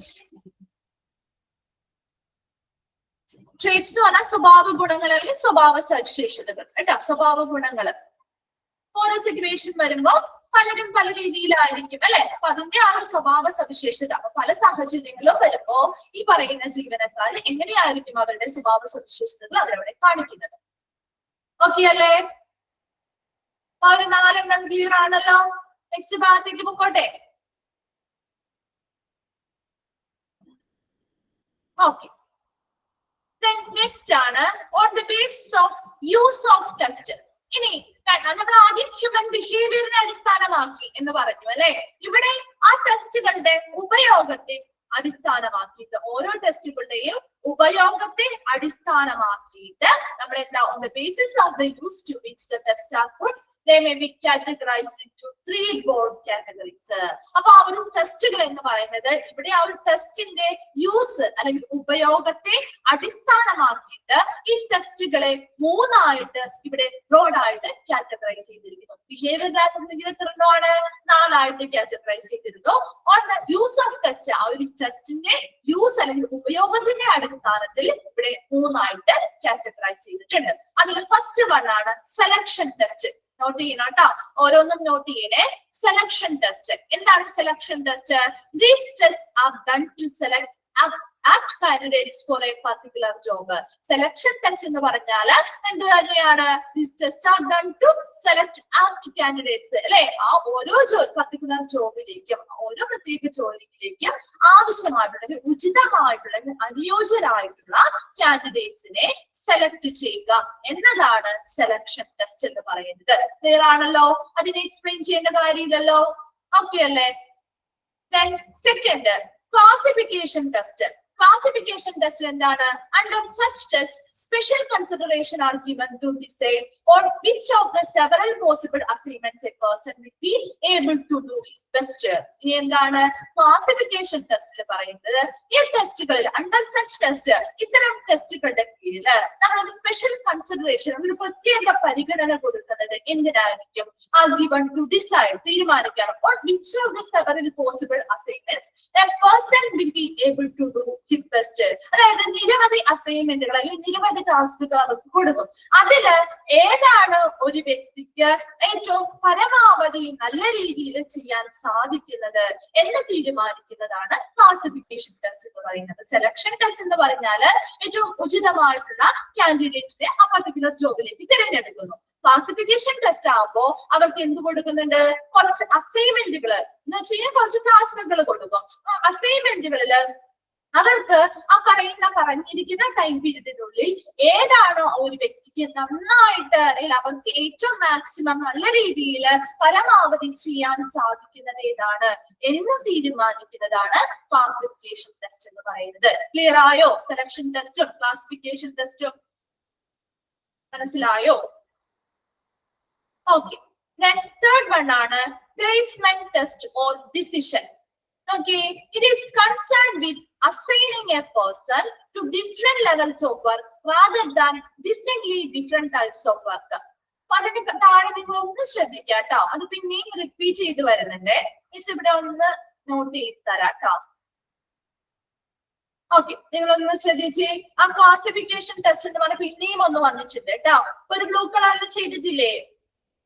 കാണാൻ പറ്റുന്നുണ്ടോ? ഓക്കെ, അത്രയും ഭാഗം ഒന്ന് വിട്ടിട്ട് കേട്ടോ. റിപ്പീറ്റ് ചെയ്ത് വന്നിരിക്കുന്നതാണ്. ചെയ്തോ? ഓക്കെ, അപ്പൊ നോക്കി ഇനി പ്ലേസ്മെന്റ് ടെസ്റ്റ് ഓർ ഡിസിഷൻ. ഇതിൽ എന്താണ് ചെയ്യുന്നത്? It is concern with assigning a person to different levels of work rather than distinctly different types of work. അപ്പൊ നമ്മൾ ഇവിടെ പ്ലേസ്മെന്റ് ടെസ്റ്റ് അല്ലെങ്കിൽ ഡിസിഷൻ തീരുമാനമെടുക്കുന്നതാണ് അല്ലെ. It is concern with assigning. ഒരു വ്യക്തിക്ക് നമ്മൾ എന്ത് കൊടുക്കുന്നു? Assigning a person to different level of work. നമുക്കറിയാം, നമ്മൾ ഒരു ജോലി ചെയ്തുകൊണ്ടിരിക്കുകയാണ്. നമ്മൾ അതിൽ കുറച്ച് നമുക്ക് അറിവൊക്കെ ഉണ്ട്. എന്നാൽ പോലും നമുക്ക് മറ്റൊരു ജോലി ചെയ്താൽ തന്നാൽ, ഇത് പല ജോലികൾ ചെയ്യാൻ തന്നാൽ നമുക്ക് എന്തായിരിക്കും? ചെയ്യാൻ ബുദ്ധിമുട്ടായിരിക്കും അല്ലെ. ഡിഫറെന്റ് ടൈപ്സ് ഓഫ് വർക്ക് തന്നാല് ഒരു ബുദ്ധിമുട്ടായിരിക്കില്ലേ? അതേസമയം നമ്മൾ ചെയ്യുന്ന ജോലി തന്നെ പല ലെവലിൽ തന്നാലോ, ചെയ്യുന്ന ജോലി തന്നെ കുറച്ചും കൂടി ഹയർ ലെവലില് അല്ലെങ്കിൽ കുറച്ചും കൂടി അഡ്വാൻസ്ഡ് ലെവലിൽ തന്നാലോ അത്രയും ബുദ്ധിമുട്ടുണ്ടാവോ? ആദ്യം പറഞ്ഞ അത്രയും ബുദ്ധിമുട്ടുണ്ടാവോ? കുറച്ചും കൂടി ഈസി ആയിരിക്കും അല്ലെ. അത് തന്നെയാണ് പ്ലേസ്മെന്റ് ടെസ്റ്റ് അല്ലെങ്കിൽ ഡിസിഷൻ ടെസ്റ്റിലും ചെയ്യുന്നത്. It is concern with assigning a person to different level of work rather than distinctly different types of work. എന്താ? ഒരു വ്യത്യസ്ത തലങ്ങൾ അല്ലെങ്കിൽ ഒരു വ്യത്യസ്ത തരത്തിലുള്ള ജോലികൾ കൊടുക്കാതെ അല്ലെ, അതിന് പകരം നമ്മൾ എന്ത് ചെയ്യുന്നു? വ്യത്യസ്ത തലങ്ങളിലുള്ള ജോലികൾ നൽകുന്നു. മനസ്സിലായോ? പ്ലേസ്മെന്റ് ടെസ്റ്റ് എന്ന് പറയുന്നത് എന്താണെന്ന്? അതായത് ഡിഫറെന്റ് ടൈപ്സ് ഓഫ് വർക്ക് അല്ല നമ്മൾ കൊടുക്കുന്നത്. ഡിഫറെന്റ് ടൈപ്സ് ഓഫ് വർക്ക് കൊടുക്കുന്നതിന് പകരം ഡിഫറെന്റ് ലെവൽസിലുള്ള വർക്കുകൾ കൊടുക്കുന്നു. അപ്പൊ സെയിം ജോലി തന്നെയാണ് അവര് ഇച്ചിരി കൂടി അഡ്വാൻസ്ഡ് ലെവലിൽ അവർ ചെയ്യേണ്ടതായിട്ട് വരും. എന്നാൽ പോലും കുറച്ചും കൂടി അവർക്ക് ഈസി അല്ലേ. അത് അവരുടെ ആ ഒരു കഴിവ് മനസ്സിലാക്കാൻ വേണ്ടിയിട്ട് ടെസ്റ്റ് ചെയ്യുന്നതാണ് കേട്ടോ. അവർ ആ ഒരു മേഖലയിൽ ഞാൻ വർക്ക് ചെയ്തിട്ടുണ്ട് എന്നായിരിക്കും ചിലപ്പോൾ അവിടെ എക്സ്പീരിയൻസിൽ പറഞ്ഞിട്ടുണ്ടാവുക. അപ്പൊ അവർക്ക് എന്ത് ചെയ്യാൻ പാടില്ല? ആ ഒരു ജോലിയിലാണ് അവർക്ക് കഴിവെങ്കിൽ നമ്മൾ മറ്റുള്ള ജോലികൾ കൊടുത്ത് നോക്കിയിട്ട് കാര്യമില്ലല്ലോ അല്ലെ. അതിന് പകരം നമ്മൾ എന്ത് ചെയ്യുന്നു? അതിന് കുറച്ചുകൂടി അഡ്വാൻസ്ഡ് ആയിട്ടുള്ള രീതിയിൽ ഇവർക്ക് അത് ചെയ്യാൻ പറ്റുന്നുണ്ടോ എന്ന് നോക്കും അല്ലെ. അതാണ് പ്ലേസ്മെന്റ് ടെസ്റ്റ് അല്ലെങ്കിൽ ഡിസിഷൻ ടെസ്റ്റ് എന്ന് പറയുന്നത്. മനസ്സിലായോ? എന്താണ് പ്ലേസ്മെന്റ് ടെസ്റ്റ് അല്ലെങ്കിൽ ഡിസിഷൻ ടെസ്റ്റ് എന്ന്? പേരാണോ? ഓക്കെ ആണോ? ആ ഒരു മൂന്നെണ്ണം ക്ലിയർ അല്ലേ? ഓക്കെ, നെക്സ്റ്റ് ഭാഗത്തേക്ക് പോവാണ്. ഒന്നുകൂടി പറയണോ? ഒന്നുകൂടി പറയേ. ശ്രദ്ധിക്കുക കേട്ടോ, കിട്ടാത്തവരാണെങ്കിൽ ഒന്ന് ശ്രദ്ധിക്കണേ. സെലക്ഷൻ ടെസ്റ്റ് എന്ന് പറഞ്ഞാൽ എന്താ? ജസ്റ്റ് വേറെ ഒന്നുമില്ല, ആ ഒരു പർട്ടിക്കുലർ ജോബിലേക്ക് അവര് ആപ്റ്റ് ആയിട്ടുള്ള ഒരു കാൻഡിഡേറ്റ് ആണോ അല്ലെങ്കിൽ അനുയോജ്യരായിട്ട് അല്ലെങ്കിൽ ഉചിതമായിട്ടുള്ള ഒരു കാൻഡിഡേറ്റിനെ സെലക്ട് ചെയ്യുക. അതാണ് സെലക്ഷൻ ടെസ്റ്റ് എന്ന് പറയുന്നത്. ക്ലാസിഫിക്കേഷൻ ടെസ്റ്റ് ആകുമ്പോൾ ഈ പറയുന്ന ഉദ്യോഗാർത്ഥികൾക്ക് എന്ത് ചെയ്യുന്നു, ആ വരുന്ന കാൻഡിഡേറ്റിന് നമുക്ക് കുറച്ച് അസൈൻമെന്റുകൾ അല്ലെങ്കിൽ കുറച്ച് ടാസ്കുകൾ കൊടുത്തുകൊണ്ട് അവർ ആ കൃത്യസമയത്തിനുള്ളിൽ ഏത് അസൈൻമെന്റ് അല്ലെങ്കിൽ ഏതാണ് അവർക്ക് ഏറ്റവും മാക്സിമം അല്ലെങ്കിൽ അവരുടെ പരമാവധി ഏറ്റവും നന്നായി ചെയ്യാൻ കഴിയുന്നത് ഏതാണ്, ഏത് അസൈൻമെന്റ് ആണെന്ന് നിർണ്ണയിക്കുകയാണ് ക്ലാസിഫിക്കേഷൻ ടെസ്റ്റിൽ ചെയ്യുന്നത്. പ്ലേസ്മെന്റ് ടെസ്റ്റ് അല്ലെങ്കിൽ ഡിസിഷൻ ടെസ്റ്റിൽ വരുമ്പോ ഇവിടെ നമ്മൾ പല ടൈപ്പ് ഓഫ് വർക്കുകൾ അല്ല അവർക്ക് കൊടുക്കുന്നത്. അവർക്ക് അറിയാവുന്ന പരിചയമുള്ള മേഖലകളിൽ തന്നെ പല ലെവലിലുള്ള വർക്കുകളായിരിക്കും കൊടുക്കുന്നത്. മനസ്സിലായോ? ക്ലിയർ ആയോ? ഓക്കെ. നെക്സ്റ്റ് തേർഡ് വിഭാഗത്തിലേക്ക് പോവാണ് കേട്ടോ. ഫസ്റ്റ് നമ്മൾ ബിഹേവിയറിനനുസരിച്ചാണെന്ന് പറഞ്ഞു. സെക്കൻഡ് എന്താ? ആ ടെസ്റ്റിന്റെ യൂസസിനനുസരിച്ചാണ് പറഞ്ഞു. തേർഡ് വൺ ആണ് ഇൻഡിവിജ്വൽ ഗ്രൂപ്പ് ടെസ്റ്റ്. ഇവിടെ ഒന്ന് ഹൈഫൺ ഇട്ടേക്കാം കേട്ടോ. ഇൻഡിവിജ്വൽ ഗ്രൂപ്പ് ടെസ്റ്റ് ഒന്ന് വേർതിരിച്ച് മനസ്സിലാവാൻ വേണ്ടി ഒരു ഹൈഫൺ ഇട്ടേക്കാണ്. ഒരു ഹൈഫൺ ഇട്ടേക്കാം. ഇൻഡിവിജ്വൽ ഗ്രൂപ്പ് ടെസ്റ്റ് ഇത് നിങ്ങൾക്ക് അറിയാം അല്ലെ, നമ്മൾ കണ്ടിട്ടുണ്ടാവും അല്ലെങ്കിൽ നിങ്ങൾ കേട്ടിട്ടുണ്ടാവും. ഇൻഡിവിജ്വൽ ടെസ്റ്റ് എന്ന് പറയുമ്പോൾ എന്താ? Individual test is a test in which a single individual is tested at a time അല്ലെ, and also observe his behaviour carefully throughout the testing period. ഒരു ഇൻഡിവിജ്വൽ ടെസ്റ്റ് എന്ന് പറയുമ്പോൾ നമുക്കറിയാം അവിടെ ഒറ്റ സിംഗിൾ ഇൻഡിവിജ്വലിനെ അറ്റ് എ ടൈം ഒരു സമയത്ത് ഒരു വ്യക്തിയാണ് നമ്മൾ അവിടെ എന്ത് ചെയ്യുന്നത്, ഇന്റർവ്യൂ ചെയ്യുന്നത് അല്ലെ. ആ സമയത്ത് മറ്റുള്ള ആളുകളെ കൂടെ ഇരുത്തോ? പോയിട്ടുണ്ട് ആരെങ്കിലും ഇന്റർവ്യൂവിന്?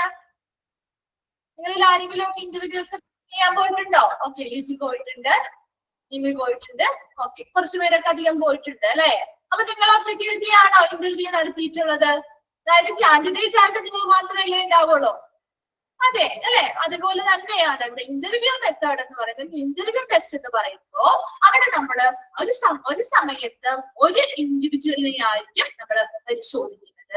ആ സമയത്ത് also observe his behaviour carefully throughout the testing period. ആ ഒരു ടെസ്റ്റിംഗ് പീരീഡിൽ ഉടനീളം അവരുടെ ബിഹേവിയർ എങ്ങനെയാണെന്ന് വളരെ ശ്രദ്ധാപൂർവം നിരീക്ഷിക്കുകയും ചെയ്യും അല്ലെ. നമ്മൾ എങ്ങനെയാണ് അവരോട് ബിഹേവ് ചെയ്യുന്നത് അല്ലെങ്കിൽ എങ്ങനെയാണ് അവർ പെരുമാറുന്നത് എന്ന കാര്യമൊക്കെ ആ ടെസ്റ്റ് ചെയ്യുന്നതിനോടുടനീളം അവരെന്ത് ചെയ്യും, പരിശോധിക്കും. നമ്മളോട് ടെസ്റ്റ് ഒരു ഇന്റർവ്യൂവിനൊക്കെ പോകുമ്പോൾ പറയാറുണ്ട് അല്ലെ, കുറെ മാനേഴ്സും കാര്യങ്ങളൊക്കെ കീപ്പ് ചെയ്യണം അല്ലെ. നമ്മൾ അവിടെ നിന്ന് ഡോറ് തുറന്ന് അതിന്റെ അകത്തേക്ക് അവരുടെ ഇന്റർവ്യൂ ഇരിക്കുന്ന ബോർഡിന്റെ അടുത്തേക്ക് പോകുമ്പോൾ മുതലുള്ള കാര്യങ്ങൾ നമ്മൾ ശ്രദ്ധിക്കണം എന്ന് പറയും. അതെല്ലാം അവർ നോട്ട് ചെയ്യും അല്ലെ. നമ്മൾ എങ്ങനെയാണ് അവരോട് ബിഹേവ് ചെയ്യുന്നത്, അവിടെ ഒരു സിറ്റുവേഷൻ വരുമ്പോ മറ്റുള്ളവരോട് റെസ്പെക്ട് കാണിക്കുന്നുണ്ടോ, എങ്ങനെയാണ് നമ്മുടെ സംസാരം, പെരുമാറ്റം, ഇതെല്ലാം ആ ഒരു ടെസ്റ്റിംഗ് പീരിയഡില് ആ ഒരു ഇൻഡിവിജ്വലിനെ ടെസ്റ്റ് ചെയ്യുന്ന സമയത്ത് അവര് പരിശോധിക്കുന്നുണ്ട്, നിരീക്ഷിക്കുന്നുണ്ട്. ക്ലിയർ അല്ലേ? ഇൻഡിവിജ്വൽ ടെസ്റ്റ് ഓക്കെ ആണല്ലോ. Then group test എന്ന് പറയുമ്പോൾ group tests are normally done in a format which enable individuals to record his or experience responses and can be simultaneously given to a member of individuals without any special need of observing their behavior. ഇവിടെ നമ്മൾ ഓരോ വ്യക്തിയുടെയും behaviour നോക്കാന്ന് പറഞ്ഞാൽ ബുദ്ധിമുട്ടായി. ഒരു group of ആളുകൾ ഉണ്ടാവും. ആരെങ്കിലും ഗ്രൂപ്പ് ആയിട്ടുള്ള ഇന്റർവ്യൂസിന് പോയിട്ടുണ്ടോ? ഗ്രൂപ്പ് ഇന്റർവ്യൂസ്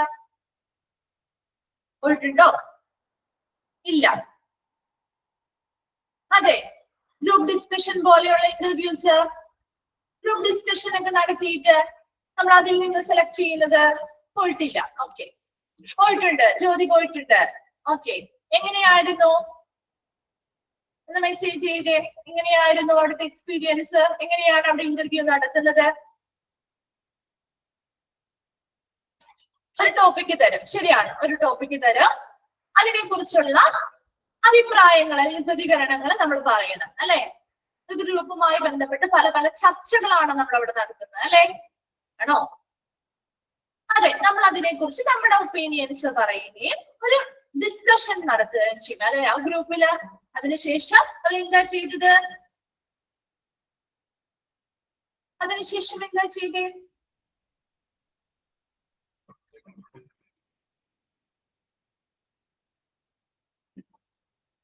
അതെ, ഒരു ഡിബേറ്റ് പോലെ തന്നെ നമ്മൾ നടത്തും. ശരിയാണ്. അപ്പൊ അതിൽ നിന്ന് ഏറ്റവും നല്ലതായിട്ടുള്ള അല്ലെ അവർക്ക് നല്ല രീതിയിൽ പെർഫോം ചെയ്യുന്ന ആളുകളെ നോക്കി അവരെന്ത് ചെയ്യും, സെലക്ട് ചെയ്യും അല്ലെ. അതാണ് ചെയ്യുന്നത്. അപ്പൊ ഇവിടെ നമുക്ക് ഓരോ വ്യക്തി, അതായത് ഒരു ഗ്രൂപ്പാണ്. അപ്പൊ അതുകൊണ്ട് തന്നെ ഓരോ ഇൻഡിവിജ്വലും അതെ ലാസ്റ്റ് നന്നായിട്ട് പെർഫോം ചെയ്യുന്നവരെ സെലക്ട് ചെയ്യും. അപ്പൊ ഇവിടെ നമുക്ക് ഒരു വ്യക്തിയെ നമുക്ക് എന്ത് ചെയ്യാൻ പറ്റില്ല, ഓരോ വ്യക്തികളുടെ ബിഹേവിയർ അല്ല നമ്മൾ ഇവിടെ കൂടുതലും കോൺസെൻട്രേറ്റ് ചെയ്യുന്നത്. ഇവിടെ എന്താണ് നോക്കുന്നത്, normally done in a format which enable individual to record his own responses. അവരുടെ ഓരോരുത്തരുടെയും simultaneously given to a member of individuals. അതായത് ഒരുപാട് മെമ്പേഴ്സ് ഓഫ് ഇൻഡിവിജ്വൽസ് ഉണ്ടാവും അല്ലെ, ഒരുപാട് ആളുകൾ ഉണ്ടാവും. അതേ വേളയിൽ തന്നെ ഓരോ വ്യക്തികളും അവിടെ വന്നിരിക്കുന്ന ഓരോ വ്യക്തികളും അവരെങ്ങനെയാണ് ആ ഒരു സാഹചര്യത്തിൽ അവരുടെ ഓരോ ഇപ്പൊ ഒരു ടോപ്പിക് തന്നെ ജോലി പറഞ്ഞില്ല, അതുപോലെ ഒരു ടോപ്പിക് എന്തെങ്കിലും ഒരു കാര്യത്തെ കുറിച്ചുള്ള എന്താണ് സംസാരിക്കാനുള്ള ഒരു അവസരമാണ് അവിടെ കൊടുക്കുന്നത്. ഒരു ഡിബേറ്റ് പോലെ തന്നെ, ഒരു ഡിസ്കഷൻ പോലെ തന്നെ. അപ്പൊ അവിടെ എന്ത് ചെയ്യുന്നു, ആ ഓരോ ഇൻഡിവിജ്വൽസും എങ്ങനെയാണ് അവർ റെസ്പോണ്ട് ചെയ്യുന്നത്, അല്ലെങ്കിൽ എങ്ങനെയാണ് അതിനെതിരെ പ്രതികരിക്കുന്നത്. ചില ആളുകൾക്ക് ഭയങ്കര ഷൈ ആയിട്ടുള്ള ആളുകൾ ഉണ്ടാവും, അധികം സംസാരിക്കാത്തവരുണ്ടാവും. അപ്പൊ അവരൊക്കെ എന്ത് ചെയ്യില്ല, ഇങ്ങനെ സംസാരിക്കാൻ ബുദ്ധിമുട്ടായിരിക്കും അല്ലെ. അപ്പൊ അങ്ങനെയുള്ളവരെയൊന്നും നമ്മൾ കൺസിഡർ ചെയ്യാൻ പോകുന്നില്ല ഈ ഒരു ഗ്രൂപ്പ് ഡിസ്കഷൻ അല്ലെങ്കിൽ ഗ്രൂപ്പ് ഇന്റർവ്യൂല്. ഇവിടെ എപ്പോഴും മേൽക്കോയ്മയിൽ നിൽക്കുന്ന ആളുകൾ എങ്ങനെയായിരിക്കും, നന്നായിട്ട് നല്ല ആക്റ്റീവായിട്ട് പെർഫോം ചെയ്യാനും അവരവരുടെ ഒപ്പീനിയൻസും കാര്യങ്ങളും നല്ല രീതിയിൽ മറ്റുള്ളവരിലേക്ക് പറഞ്ഞു കൊടുക്കാൻ കഴിയുന്നവരായിരിക്കണം അല്ലെ. അപ്പൊ അങ്ങനെയുള്ള നന്നായി പെർഫോം ചെയ്യുന്ന ആളുകളെ നമ്മൾ എന്ത് ചെയ്യും, അവസാനം സെലക്ട് ചെയ്യും. അതില് നമ്മൾ ഒരിക്കലും without any special need of observing their behaviour, അവരുടെ ബിഹേവിയർ അല്ല നമ്മളിവിടെ കൂടുതൽ പ്രാധാന്യം കൊടുക്കുന്നത്. മറിച്ച് എന്താ, അവരുടെ ഓരോ സബ്ജക്റ്റിനെ കുറിച്ചുള്ള അവരുടെ പ്രതികരണം എങ്ങനെയാണ്, നല്ല ആക്ട് ആയിട്ടുള്ള റെസ്പോൺസ് ആണോ കൊടുക്കുന്നത്, നല്ല ആക്റ്റീവ് ആയിട്ട് അവർ പെർഫോം ചെയ്യുന്നുണ്ടോ എന്ന രീതിയിലുള്ള കാര്യങ്ങൾ നോക്കിയാണ് നമ്മളിവിടെ പരിശോധന നടത്തുന്നത്. ക്ലിയർ ആണോ? ഇൻഡിവിജ്വൽ ടെസ്റ്റും ഗ്രൂപ്പ് ടെസ്റ്റും ഓക്കെ ആണോ? മനസ്സിലായോ? ഓക്കെ. നമ്മുടെ സൈക്കോളജിക്കൽ ടെസ്റ്റുകളുമായി ബന്ധപ്പെട്ട ക്ലാസിഫിക്കേഷൻസ് കഴിഞ്ഞു. നമ്മുടെ സെലക്ഷൻ എന്ന് പറയുന്ന ആ ഒരു പ്രൊസീജിയർ കംപ്ലീറ്റ് ആയി. ഇനി നമ്മൾ നെക്സ്റ്റ് തുറക്കാൻ പോകുന്നത് ഇന്റർവ്യൂ. നമുക്കറിയാവുന്ന കാര്യം തന്നെയാണല്ലോ അല്ലെ, ഇന്റർവ്യൂ എന്ന് പറയുന്നത്. ഇപ്പൊ എന്തിനാണ് ഒരു ഇന്റർവ്യൂ എന്ന് പറഞ്ഞാൽ എന്താണ് നമുക്കറിയാം. ഇന്റർവ്യൂ എന്ന് പറഞ്ഞാല് അതില്ലെങ്കിൽ ഒരു ഇൻഡിവിജ്വൽ ആയിട്ടുള്ള ഒരു വ്യക്തിയെ സൈമൾട്ടേനിയസ്ലി എന്ന് പറഞ്ഞാലോ, അതേ വേളയിൽ തന്നെ അതേ സെയിം ആ സമയത്ത് തന്നെ അതേ വേളയിൽ തന്നെ എന്നുള്ള മീനിങ് ആണ് കേട്ടോ. ഓക്കെ, അതെ സെയിം ടൈമില് ഓക്കെ ആണല്ലോ. നെക്സ്റ്റ് നോക്കിയേ, interviews. Interview is a formal meeting where one or more person question or assess another person. അല്ലെ, ഇന്റർവ്യൂവിന് പോയ ഒത്തിരി പേരുകളുണ്ട് ഇവിടെ അല്ലെ.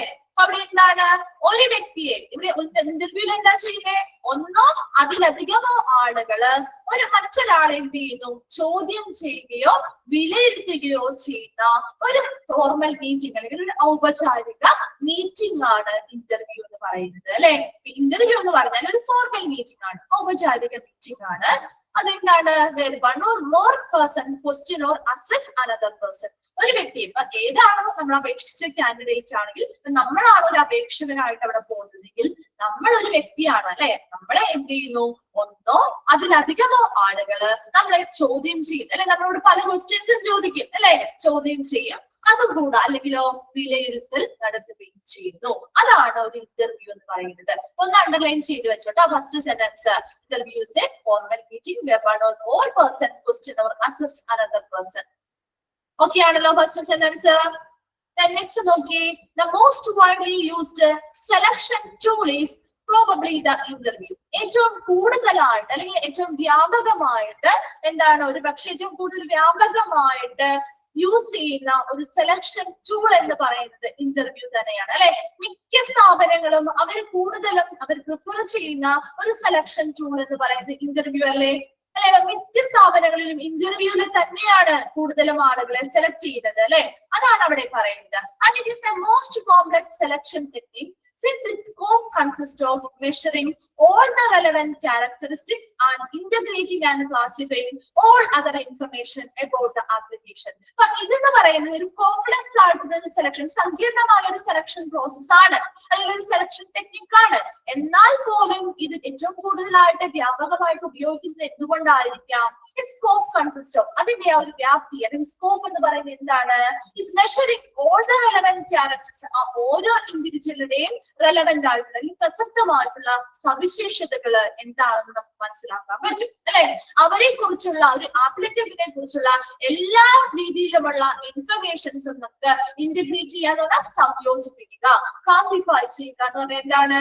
വർഗീകരിക്കുക അല്ലെ. അപ്പൊ ഇവരെ കുറിച്ചുള്ള എല്ലാ, ഒരു വ്യക്തിയാണ് ഒരു ആപ്ലിക്കന്റ് വന്നിട്ടുണ്ടെങ്കിൽ ആ ആപ്ലിക്കന്റിനെ കുറിച്ചുള്ള എല്ലാ രീതിയിലുമുള്ള എല്ലാ തലത്തിലുമുള്ള ഇൻഫർമേഷൻസ് നമുക്ക് കിട്ടും അല്ലെ. ഒരു ഇന്റർവ്യൂ ചെയ്യുമ്പോൾ അങ്ങനെയല്ലേ ചെയ്യുന്നത്? അവര് പല രീതിയിലുള്ള ക്വസ്റ്റ്യൻസ് ചോദിക്കും, നമ്മളുമായി ബന്ധപ്പെട്ട ഹിസ്റ്ററി എങ്ങനെയാണ്, നമ്മുടെ ക്വാളിഫിക്കേഷൻസ് എങ്ങനെയാണ്, ഒരുപാടുള്ള എല്ലാ കാര്യങ്ങളും എല്ലാ രീതിയിലുള്ള ഇൻഫർമേഷൻസും ക്യാരക്ടറിസ്റ്റിക്സ് അല്ലെങ്കിൽ സവിശേഷതകളും കൃത്യമായിട്ട് സംയോജിപ്പിക്കാനും വർഗീകരിക്കാനും നമുക്ക് ഈ ഒരു ഇന്റർവ്യൂ മെത്തേഡിലൂടെ സാധിക്കുന്നുണ്ട്. അതുകൊണ്ട് തന്നെ ഇന്റർവ്യൂ എന്ന് പറയുന്നത് ഒരു പക്ഷേ ഏറ്റവും കൂടുതൽ വ്യാപകമായിട്ട് ഉപയോഗിക്കുന്ന ഒരു സെലക്ഷൻ ടൂൾ കൂടിയാണ്. മനസ്സിലായല്ലോ? Second paragraph. നെക്സ്റ്റ് നോക്കിയേ. Interviews defined as A selection technique which enable the employer to view the total. ഇനി എന്താ? ഇന്റർവ്യൂ എന്ന് പറയുന്നത് defined as A selection technique ആണ്. ഇതൊരു സെലക്ഷൻ ടെക്നിക് ആണ് അല്ലെ. നമുക്കറിയാം സെലക്ട് ചെയ്യാൻ വേണ്ടി ഉപയോഗിക്കുന്ന ടെക്നിക് ആണ്. And which enable the employer to view the total. നമ്മൾ നേരത്തെ പറഞ്ഞ പോലെ തന്നെ ആ ഓരോ എംപ്ലോയറിനും വരുന്ന ആപ്ലിക്കൻസിനെ കുറിച്ച് ഒരു മൊത്തത്തിലുള്ള ഓവറോൾ ടോട്ടൽ അല്ലെ, മൊത്തത്തിലുള്ള കാര്യങ്ങളെ കുറിച്ച് അവർക്ക് എന്ത് ചെയ്യാൻ പറ്റും? മനസ്സിലാക്കാനായിട്ട് സാധിക്കും അല്ലെങ്കിൽ ആ ഒരു ഓവറോൾ ആയിട്ട് ആ ഒരു വ്യക്തി എങ്ങനെയാണ്, അവരുടെ ബാക്ക്ഗ്രൗണ്ട് എങ്ങനെയാണ്, ആ വ്യക്തി ഏതൊക്കെ പൊസിഷനിൽ ഇരുന്ന് വന്നിട്ടുള്ളവരാണ്, എന്തൊക്കെ ക്വാളിഫിക്കേഷൻസ് അവർക്കുണ്ട്, എന്തൊക്കെ കഴിവുകൾ അവർക്കുണ്ട് എന്ന രീതിയിലുള്ള മൊത്തത്തിലുള്ള എല്ലാ കാര്യങ്ങളും ആ എംപ്ലോയർക്ക് ഈ ഒരു ഇന്റർവ്യൂ വഴി നന്നായിട്ട് മൊത്തത്തിലുള്ള കാര്യങ്ങൾ മനസ്സിലാക്കാനും നിരീക്ഷിക്കാനും സാധിക്കുന്നുണ്ട്. Then individual and directly appraising his behavior. Then total individuals are ഇൻഡിവിജ്വലിനെ മൊത്തത്തിൽ മനസ്സിലാക്കാൻ പറ്റും. And directly appraise humans behaviour, അവരുടെ ബിഹേവിയർ അല്ലെ, അവരുടെ പെരുമാറ്റം എങ്ങനെയാണ് എന്ന് നേരിട്ട് മനസ്സിലാക്കാനും, അപ്രൈസ് ചെയ്യാന്ന് പറഞ്ഞാല് വിലയിരുത്തുക, നേരിട്ട് അവരുടെ ബിഹേവിയർ നേരിട്ട് മനസ്സിലാക്കാനും അവരെ വിലയിരുത്താനും സാധിക്കുന്നുണ്ട് അല്ലെ. ഒരു ഇന്റർവ്യൂ അല്ലാത്തൊരു മെത്തേഡുകളിലൂടെ നമുക്ക് നേരിട്ട് അവരെ വിലയിരുത്താൻ പറ്റുമോ? ഇതാവുമ്പോൾ നമുക്ക് നേരിട്ട് അവരെ നമ്മുടെ ഫ്രണ്ടിൽ ഇരിക്കുകയാണ്, അവരുടെ പെരുമാറ്റവും അവരുടെ മറ്റു രീതിയിലുള്ള ആറ്റിറ്റ്യൂഡ് കാര്യങ്ങളൊക്കെ നമുക്ക് എന്ത് ചെയ്യാൻ പറ്റും? നേരിട്ട് വിലയിരുത്താനുള്ളൊരു അവസരം കൂടിയാണ് ഇന്റർവ്യൂ എന്ന് പറയുന്നത്. അപ്പൊ ടോട്ടൽ കഴിഞ്ഞ് ഒറ്റ സെന്റൻസ് ആണ് കേട്ടോ, അത് സെപ്പറേറ്റ് അല്ലേ. Total individual and directly appraise his behaviour എന്നാണ് കേട്ടോ. ഓക്കെ ആണോ? എത്രയും ഭാഗം ക്ലിയർ ആണോ? ഓക്കെ, എന്താണെന്ന് റെസ്പോണ്ട് ചെയ്തേ? ഓക്കെ ആണ്. Okay. Then an interview attempts to secure a maximum amount of information from the candidate concerning suitability for the job under consideration. ഒരു ഇന്റർവ്യൂ നടത്തുന്ന സമയത്ത് ആ ഇന്റർവ്യൂവേഴ്സ് എന്ത് ചെയ്യുന്നു? ആ കാൻഡിഡേറ്റിൽ നിന്നും ആ ഒരു മത്സരാർത്ഥിയിൽ നിന്നും മാക്സിമം എമൗണ്ട് ഓഫ് ഇൻഫർമേഷൻ, അവരിൽ നിന്ന് കിട്ടാവുന്ന മാക്സിമം എമൗണ്ട് ഓഫ് ഇൻഫർമേഷൻസ് എന്ത് ചെയ്തു? സംരക്ഷിക്കാൻ അല്ലെങ്കിൽ കീപ്പ് ചെയ്യാനായിട്ട് അല്ലെങ്കിൽ കളക്ട് ചെയ്യാനായിട്ട് ശ്രമിക്കുകയും concerning his suitability for the job under consideration. ആ പരിധിയിൽ, അതായത് പരിധിയിലിരിക്കുന്ന ഏതാണോ ജോലി അല്ലെ, നമ്മുടെ പരിഗണനയിലിരിക്കുന്ന ആ ജോലിയില് ഇവർ എങ്ങനെയാണ്, സ്യൂട്ടബിൾ ആണോ, അനുയോജ്യരാണോ എന്നതുമായി ബന്ധപ്പെട്ടുള്ള എല്ലാ ഇൻഫർമേഷൻ. ഈ പറയുന്ന ഇന്റർവ്യൂ നടക്കുന്നത് കൊണ്ട് മാത്രം അവര് ഇന്റർവ്യൂവിൽ വെച്ച് നമ്മൾ സെലക്ഷൻ ആയെന്നല്ല പറയുന്നത്. ഇവർ നടക്കുന്നതിനനുസരിച്ച് ഓരോരുത്തരുമായി ബന്ധപ്പെട്ടുള്ള മാക്സിമം ഇൻഫർമേഷൻസ് അവർ കളക്ട് ചെയ്തുകൊണ്ട് ആ പരിഗണനയിലുള്ള ആ ജോലി, ഇപ്പൊ ഏത് വേക്കൻസിക്കാണ് നമ്മൾ പോയിരിക്കുന്നത്, ആ വേക്കൻസി, ആ പരിഗണനയിലുള്ള ആ ജോലിക്ക് ഇവർ സ്യൂട്ടബിൾ ആണോ എന്ന് മനസ്സിലാക്കി കൃത്യമായിട്ട് അവരെ അപ്പോയിന്റ്മെന്റ് ചെയ്യാനായിട്ട് സഹായിക്കുന്നുണ്ട്. മനസ്സിലാണല്ലോ. ഇനി നെക്സ്റ്റ് പറയാൻ പോകുന്നത് ടൈപ്സ് ഓഫ് ഇന്റർവ്യൂ. ഏതൊക്കെ ടൈപ്പ് ഓഫ് ഇന്റർവ്യൂസ് ആണ് ഉള്ളത് അതൊന്ന് നോട്ട് ചെയ്ത് വെക്കണം കേട്ടോ.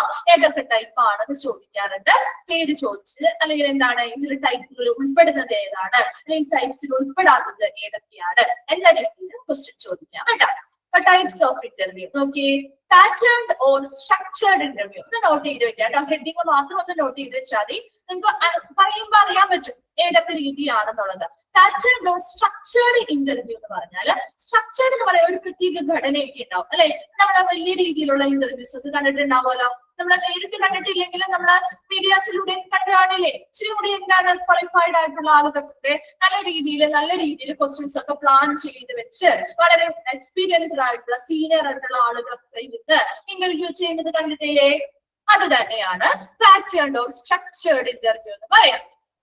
Such interviews are also called a standardized interview. ഒന്ന് അണ്ടർലൈൻ ചെയ്തിട്ടുണ്ടോ കേട്ടോ. ഈ പാറ്റേൺഡ് ഓർ സ്ട്രക്ചേർഡ് ഇന്റർവ്യൂവിനെ വിളിക്കുന്ന മറ്റൊരു പേരാണ് സ്റ്റാൻഡർഡൈസ്ഡ് ഇന്റർവ്യൂ. കുറച്ചുകൂടി സ്റ്റാൻഡേർഡ് ആയിട്ടുള്ള ഒരു പ്രൊസീജിയർ ആണ്. Because they are pre planned to a high degree of accuracy and precision. ഈ ഒരു ഇന്റർവ്യൂ നടത്തുമ്പോൾ അവർ പ്രീ പ്ലാൻഡ് ആണ്. എന്താണ് പ്രീ പ്ലാൻ ചെയ്യുക? മുൻകൂട്ടി ആസൂത്രണം ചെയ്താണ് ഇവർ ചെയ്തിട്ടുള്ളത്. to a high degree of accuracy and precision. വളരെ ഉയർന്ന അളവിലുള്ള കൃത്യതയും സൂക്ഷ്മതയും കീപ്പ് ചെയ്തുകൊണ്ട് വളരെ പ്രീ പ്ലാൻഡ് ആയിട്ടുള്ള മുൻകൂട്ടി ആസൂത്രണം ചെയ്ത രീതിയിൽ ആയിരിക്കും ഈ ഒരു പാറ്റേൺ ഓഫ് സ്ട്രക്ചേർഡ് ഇന്റർവ്യൂ നടത്തുന്നത്. പ്രിപ്പയർ ആയിട്ട് നല്ല രീതിയിൽ പ്രിപ്പയർ ചെയ്ത് ഏതൊക്കെ ക്വസ്റ്റ്യൻസ് അവരോട് ചോദിക്കണം, ഏതൊക്കെ ലെവലിലുള്ള ക്വസ്റ്റ്യൻസ് ചോദിക്കണം, അതിനനുസരിച്ച് ക്വസ്റ്റ്യൻസ് എല്ലാം പ്രിപ്പയർ ആയി പാനൽ എല്ലാം സെറ്റ് ചെയ്ത് അങ്ങനെ നല്ല രീതിയിൽ നല്ല ഉയർന്ന കൃത്യതയിലും സൂക്ഷ്മതയിലും സെറ്റ് ചെയ്തിട്ടുള്ള ഒരു ഇന്റർവ്യൂ ആയിരിക്കും പാറ്റേൺ ഓഫ് സ്ട്രക്ചേർഡ് ഇന്റർവ്യൂ എന്ന് പറയുന്നത്. ഓക്കെ ആണോ? Pattern of structured interview.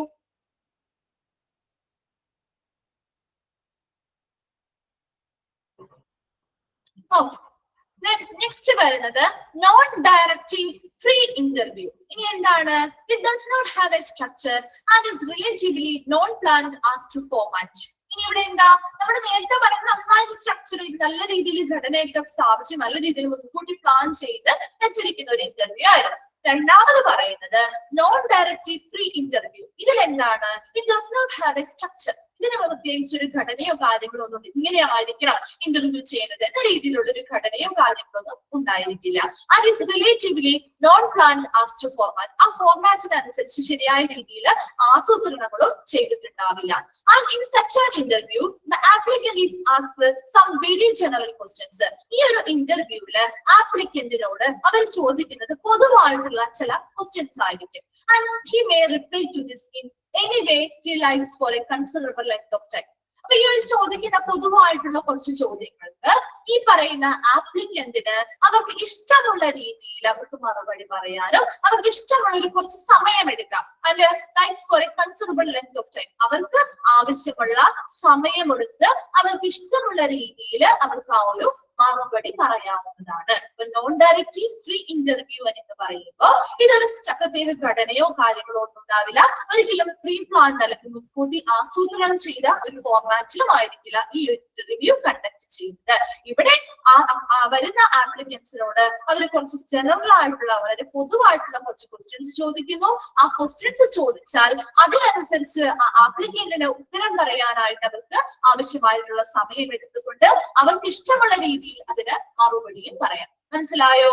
Non directive free interview എന്താന്നുള്ളത് ക്ലിയർ ആണോ?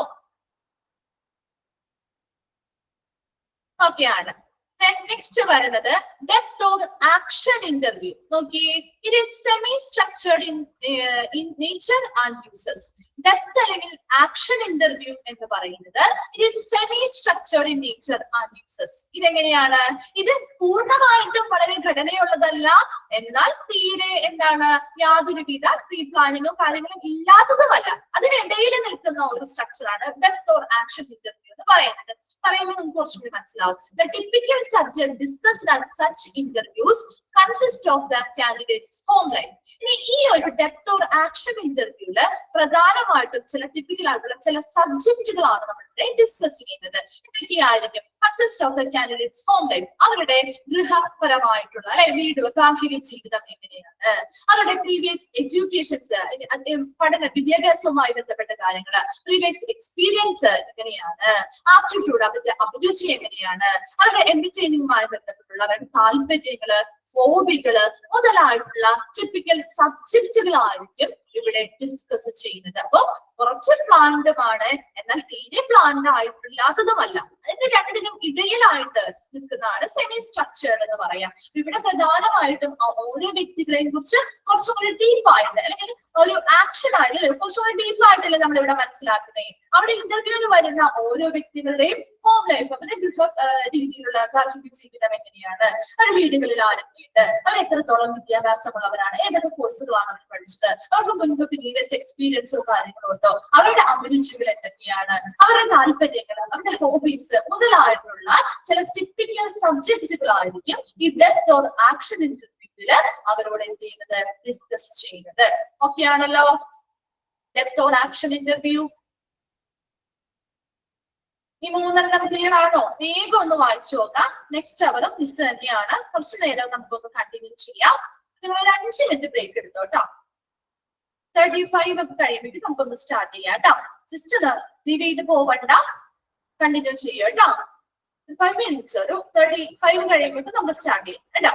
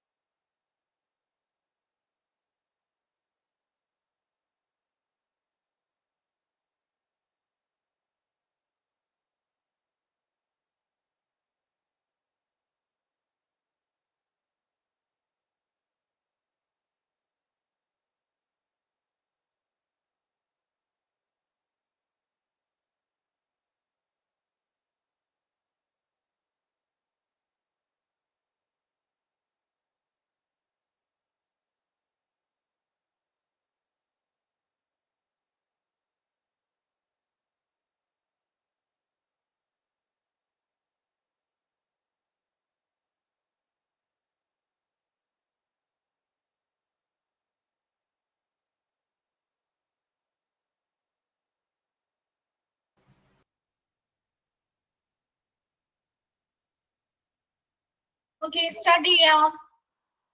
റെഡിയാണോ?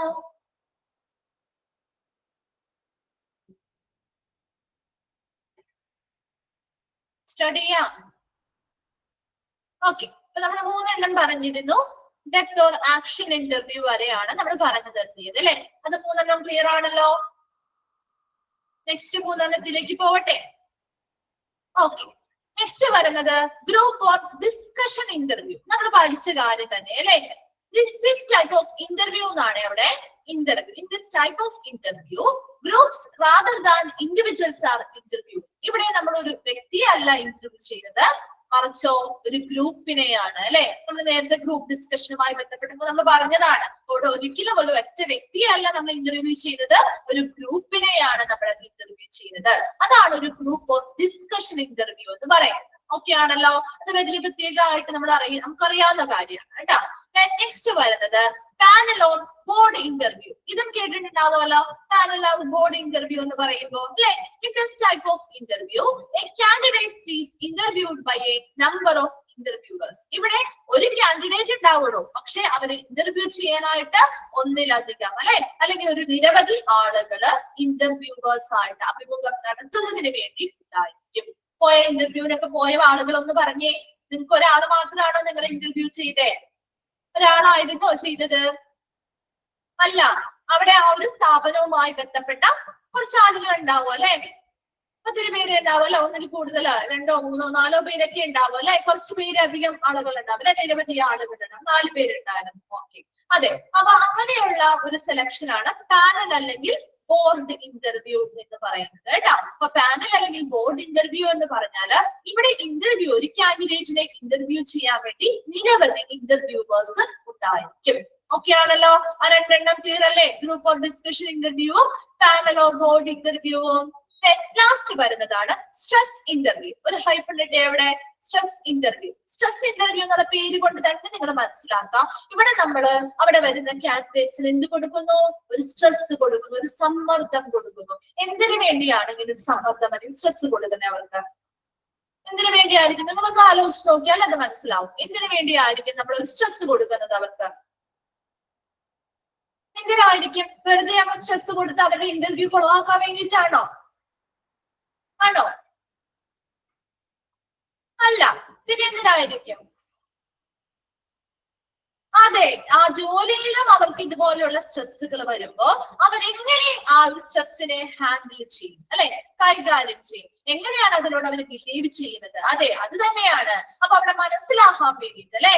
അപ്പൊ അങ്ങനെ ഒരു സിറ്റുവേഷൻ വന്നാല് അതിനെ അവർ എങ്ങനെ ഹാൻഡിൽ ചെയ്യുന്നു, അല്ലെങ്കിൽ എങ്ങനെ ആ ഒരു സിറ്റുവേഷനോട് അവർ ബിഹേവ് ചെയ്യുന്നു എന്ന കാര്യങ്ങള് മനസ്സിലാക്കാൻ വേണ്ടിയാണ് സ്ട്രെസ് ഇന്റർവ്യൂസ് കൊടുക്കുന്നത്. അപ്പൊ ഓരോ ജോലിയുടെ സ്പെസിഫിക്കേഷൻ അനുസരിച്ച് ഈ ഇന്റർവ്യൂകളിൽ വ്യത്യാസം വരാം. ഏതെങ്കിലുമൊക്കെ ടൈപ്പുകളായിരിക്കാം യൂസ് ചെയ്യുന്നത് അല്ലെ. എല്ലാവർക്കും ഒരുപോലെയുള്ള രീതിയിലുള്ള ഇന്റർവ്യൂ ആയിരിക്കില്ല കേട്ടോ. അപ്പൊ നോക്കി, stress interview the interviewer undertakes an unfriendly role towards the applicant. ആ ഒരു ആപ്ലിക്കന്റിലേക്ക് ഒരു അൺഫ്രണ്ട്ലി ആയിട്ടുള്ള, അതായത് സൗഹൃദപരമല്ലാത്ത രീതിയിലുള്ളൊരു റോൾ ആയിരിക്കും ആര് പ്ലേ ചെയ്യുന്നത്? ആ ഇന്റർവ്യൂവർ ചെയ്യുന്നത്. ഇന്റർവ്യൂവർ വളരെ സൗഹൃദപരമായിട്ട് എന്തൊക്കെയുണ്ട് വിശേഷം കാര്യങ്ങളൊന്നും ചോദിക്കൊന്നുമില്ല, മറിച്ച് എങ്ങനെയായിരിക്കും? വളരെ റൂഡായിട്ട് അല്ലെങ്കിൽ കുറച്ചുകൂടി സൗഹൃദപരമല്ലാത്ത രീതിയിൽ ഈ ആപ്ലിക്കന്റ് അല്ലെങ്കിൽ അപേക്ഷകരോട് പെരുമാറുന്നുണ്ട്. And he deliberately puts him on the defensive by trying to annoy, embarrass or frustrate him. എന്ത് ചെയ്യുന്നു? ഇവര് പരമാവധി ഇവരെന്തിനു വേണ്ടി ശ്രമിക്കും? Deliberately puts, എന്തിനു വേണ്ടിയാണ് പരമാവധി ഇവർ ശ്രമിക്കുന്നത്? Put him on the defensive by trying to annoy. Annoy എന്ന് പറഞ്ഞാൽ എന്താ? ശല്യപ്പെടുത്തുക അല്ലെ, ശല്യപ്പെടുത്താനോ, അല്ലെങ്കിൽ എംബ്രാസ് ചെയ്യുക എന്ന് പറഞ്ഞാൽ എന്താ? അവരെ ലജ്ജിപ്പിക്കുക. ഫ്രസ്ട്രേറ്റ് ചെയ്യുക എന്ന് പറഞ്ഞാല് അവരെ നിരാശപ്പെടുത്തുക അല്ലെങ്കിൽ ദേഷ്യം വരുത്തുക. അപ്പൊ അങ്ങനെയുള്ള പല സിറ്റുവേഷൻ ഉണ്ടാവാനായിട്ട് ഈ ഒരു ആപ്ലിക്കന്റിനെ ഇവര് നിരന്തരം എന്ത് ചെയ്യും? ശല്യപ്പെടുത്തിക്കൊണ്ടിരിക്കും. ഇപ്പൊ ഒരു ആപ്ലിക്കന്റിനോട് ഒരു ക്വസ്റ്റ്യൻ ചോദിച്ചു, അപ്പൊ ചിലപ്പോ അയാൾ പറയുന്നതിൽ ചിലപ്പോ ഇത് അതെന്തുകൊണ്ടാണ് നിങ്ങൾ അങ്ങനെ പറയുന്നത്, നിങ്ങൾ ഇങ്ങനെ പറയുന്ന രീതിയിൽ കുറച്ചൊന്ന് റൂഡായിട്ട്, അല്ലെങ്കിൽ ഇവരെ കുറച്ചുകൂടി എന്ത് ചെയ്യണം? അവർക്ക് കുറച്ചുകൂടി ദേഷ്യപ്പെടുത്തുന്ന രീതിയിൽ, അല്ലെങ്കിൽ കുറച്ചുകൂടി ശല്യം ചെയ്യുന്ന രീതിയിൽ എന്ന രീതിയിലൊക്കെ ഇവര് പലതരത്തില് ഈ എംപ്ലോയീസിനെ അല്ലെങ്കിൽ വരുന്ന ആപ്ലിക്കൻസിനെ ഇവർ എന്ത് ചെയ്യും, ശല്യപ്പെടുത്തിക്കൊണ്ടിരിക്കും. അങ്ങനെ ശല്യപ്പെടുത്തുമ്പോൾ സ്വാഭാവികമായിട്ടും നമ്മളാണ് അവിടെ ഇരിക്കുന്നതെങ്കിൽ നമ്മൾ ഡെലിബറേറ്റ്ലി എന്ന് പറഞ്ഞാൽ ശ്രമിക്കുക കേട്ടോ, കാര്യമായിട്ട് അവർ ശ്രമിക്കുകയാണ്. ഡെലിബറേറ്റ്ലി പുർസിയൻ എന്ത് ചെയ്യുന്നു, ശ്രമങ്ങൾ അവരിലേക്ക് കൊടുക്കുന്നു. By defensive by try to annoy, embarrass or frustrate him. Clear ആണല്ലോ, ആ ഒരു സെന്റൻസ് ക്ലിയർ ആയോ? ഇനി ഇങ്ങനെയുള്ള ഒരു സിറ്റുവേഷനിൽ നമ്മളാണ് അങ്ങനെ ഒരു സിറ്റുവേഷനിൽ നമ്മളോടാണ് ഇതുപോലെ വളരെ അനോയിങ് ആയിട്ട് നമ്മൾ ശല്യപ്പെടുത്തുന്ന രീതിയിൽ, അല്ലെങ്കിൽ നമ്മളെ ലജ്ജിപ്പിക്കുന്ന രീതിയിൽ, അല്ലെങ്കിൽ നമുക്ക് നിരാശ തോന്നുന്ന രീതിയിൽ, അല്ലെങ്കിൽ നമുക്ക് വളരെ ദേഷ്യം തോന്നുന്ന രീതിയിൽ അവർ നമ്മളെ എത്തിക്കുകയാണ്. അങ്ങനെ എത്തിക്കുന്ന സമയത്ത് നമുക്ക് സ്വാഭാവികമായിട്ടും നമുക്ക് എന്തുവരും നമ്മുടെ ദേഷ്യം നിയന്ത്രിക്കാൻ നമുക്ക് സാധിക്കുമോ? ദേഷ്യം നിയന്ത്രിക്കാൻ സാധിക്കുമോ? എണീച്ചു പോരും അല്ലെ? അതെ, ചിലപ്പോ നമുക്ക് ദേഷ്യം വരാം അല്ലെ, ദേഷ്യം നിയന്ത്രിക്കാൻ പറ്റാതെ വരാം, കൺഫ്യൂസ്ഡ് അല്ലെ, ഇവിടെ എന്താണ് സംഭവിക്കുന്നത് എന്നുള്ളൊരു ആശയക്കുഴപ്പത്തിലേക്ക് വരാം. ഓർ ഫ്രൈറ്റന്, ചിലവരെന്ത് ചെയ്യും, ഭയപ്പെട്ടു പോകും അല്ലെ. അപ്പൊ അങ്ങനെയുള്ള പല സ്ട്രെസ് സിറ്റുവേഷൻസും ഇവര് മനഃപൂർവ്വം ഉണ്ടാക്കുകയാണ്. അപ്പൊ ചില ആളുകൾ അതിൽ ഫെയിൽ ആയി പോകും അല്ലെ, കുറച്ച് ഇച്ചിരി കൂടി ധൈര്യമുള്ള ആളുകളല്ലേ അതിൽ കുറച്ചും കൂടെ ഓവർകം ചെയ്തു വരുള്ളൂ. അല്ലാത്ത ആളുകളാണെങ്കിൽ ദേഷ്യം ഒന്നുമില്ലെങ്കിൽ ആളുകൾ എണീച്ചു പോരും, അല്ലെന്നുണ്ടെങ്കിൽ അവരവിടെ നിന്ന് ഭയപ്പെട്ട് അവരിൽ നിന്ന് ചിലപ്പോൾ കരയും, അല്ലെങ്കിൽ ചിലപ്പോൾ എന്ത് ചെയ്യും, കൺഫ്യൂസ്ഡ് ആയിട്ട് അവർക്ക് പിന്നീട് ചോദിക്കുന്നതൊന്നും പറയാനായിട്ട് പറ്റില്ല അല്ലെ, മറുപടി പറയാൻ പറ്റാത്തൊരവസ്ഥ വരും. അതാണ് this is done in order to find out how a candidate behave in a stress situation. ഇങ്ങനെ ഒരു സ്ട്രെസ് കൊടുക്കുന്ന അല്ലെങ്കിൽ സമ്മർദ്ദം കൊടുക്കുന്ന ഒരു സാഹചര്യത്തിൽ ഈ പറയുന്ന ആളുകൾ അല്ലെങ്കിൽ ആപ്ലിക്കൻസ് എങ്ങനെയാണ് ആ ഒരു സിറ്റുവേഷനെ കൈകാര്യം ചെയ്യുന്നത്, എങ്ങനെയാണ് അവിടെ അവർ പെരുമാറാൻ പോകുന്നത്. Whether he losses his temper, അവർക്ക് ചിലപ്പോൾ അവിടെ അവരുടെ ദേഷ്യം നിയന്ത്രിക്കാൻ പറ്റാതെ വരാം അല്ലെ, ദേഷ്യം കൺട്രോൾ ചെയ്യുന്നത് നഷ്ടപ്പെട്ടു പോവാം ഇല്ലേ. ഗെറ്റ്സ് കൺഫ്യൂസ്ഡ്, ചിലപ്പോൾ അവർ ആശയക്കുഴപ്പമുള്ളവരാവാം അല്ലെ, അവർ പറയുന്നത് എന്ത് പറയണം എന്ന രീതിയിലുള്ള, ഇനി എന്ത് നമ്മൾ പറയും, ഇവരിങ്ങനെയാണല്ലോ പറയുന്നത് എന്ന രീതിയിലുള്ള ഒരു മാനസികമായിട്ടുള്ള ഒരു ആശയക്കുഴപ്പം വരാം. അവർ ഫ്രൈറ്റൻഡ് അല്ലെ, അവർ ചില ആളുകൾ എന്ത് ചെയ്യും, ഇവര് പറയുമ്പോൾ പെട്ടെന്ന് ഭയപ്പെട്ടു പോവാം. അപ്പൊ ഇങ്ങനെയുള്ള ഒരു സിറ്റുവേഷൻ വരുമ്പോ നല്ല കോൺഫിഡൻസ് ലെവലുള്ള ആളുകളാണെങ്കിൽ അവർ എന്ത് ചെയ്യും, എന്തും വന്നോട്ടെ ഞാൻ ഫേസ് ചെയ്തോളാം എന്ന രീതിയിലുള്ള കൃത്യമായിട്ടുള്ള മറുപടികൾ കൊടുക്കണം അല്ലെ, എന്നാൽ മാത്രമേ നമുക്ക് ആ ഒരു സിറ്റുവേഷനിൽ ആ ഇന്റർവ്യൂ പാസ്സാവാൻ പറ്റുള്ളൂ. അല്ലാത്ത കേസുകളിൽ ഒത്തിരി പേരെ നമുക്ക് പുറത്താക്കാൻ പറ്റുന്ന ഒരു ഇന്റർവ്യൂ മെത്തേഡ് കൂടിയാണ് സ്ട്രെസ് ഇന്റർവ്യൂ എന്ന് പറയുന്നത് അല്ലെ. എല്ലാവർക്കും ഈ സിറ്റുവേഷൻസ് ഹാൻഡിൽ ചെയ്യാൻ പറ്റണമെന്നില്ല അല്ലെ. നമ്മൾ സ്വാഭാവികമായിട്ട് ഒരു നോർമൽ ആയിട്ടുള്ള ആളുകൾക്ക് സ്വാഭാവികമായിട്ടും അവർക്ക് ഒന്നില്ലെങ്കിൽ ദേഷ്യം വരും, അല്ലെങ്കിൽ അവര് കരഞ്ഞു പോകും, അല്ലെങ്കിൽ നമ്മൾ എന്ത് ചെയ്യും, ഒന്നും അറിയാത്ത പോലെ ബ്ലാങ്കായിട്ട് ഇരുന്നു പോകും. പക്ഷെ അതേസമയം ആ ഒരു സിറ്റുവേഷൻ, സ്ട്രെസ് സിറ്റുവേഷൻ ഹാൻഡിൽ ചെയ്യാൻ പറ്റുന്നവർക്ക് ആ ഒരു ജോലി ഉറപ്പുമാണ്. ക്ലിയർ ആണോ സ്ട്രെസ് ഇന്റർവ്യൂ എന്താന്നുള്ളത്? മനസ്സിലായോ? ഓക്കെ ആണല്ലോ. അപ്പൊ ടൈപ്സ് ഓഫ് ഇന്റർവ്യൂ കൂടി കഴിഞ്ഞപ്പോ നമ്മുടെ ഇന്റർവ്യൂ എന്ന് പറയുന്ന ഒരു ഭാഗം കംപ്ലീറ്റ് ആയി. സിമ്പിൾ ആയിട്ടുള്ള ഒരു ഭാഗമായിരുന്നല്ലോ. ഡൗട്ട്സ് എന്തെങ്കിലും ഉണ്ടോ?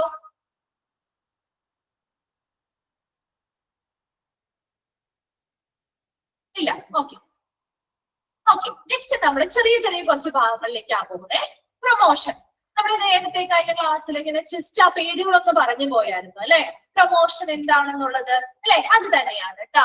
Promotion means the transfer of an employee to a job which pays more money or one that carries some preferred status. നമുക്കറിയാം, നമ്മൾ കേട്ടിട്ടുണ്ട് അല്ലെ, പലർക്കും പ്രൊമോഷൻസ് ഒക്കെ കിട്ടി എന്ന് കേൾക്കാറില്ലേ? എനിക്ക് നമ്മുടെ റിലേറ്റീവ്സ് ആരെങ്കിലും വന്ന് പറയാറില്ലേ നമ്മുടെ അടുത്ത്, എനിക്ക് പ്രൊമോഷൻ കിട്ടിട്ടോ, ഞാൻ ഇന്ന സ്ഥലത്തേക്ക് പ്രൊമോഷൻ ട്രാൻസ്ഫർ ആണ്, അല്ലെങ്കിൽ പ്രൊമോഷൻ കിട്ടി ഇന്ന ലെവലിലേക്ക് എത്തി എന്ന് പറയുമ്പോൾ അവർക്ക് എന്താണ് ആ പ്രൊമോഷൻ കൊണ്ടുള്ള ബെനിഫിറ്റ്?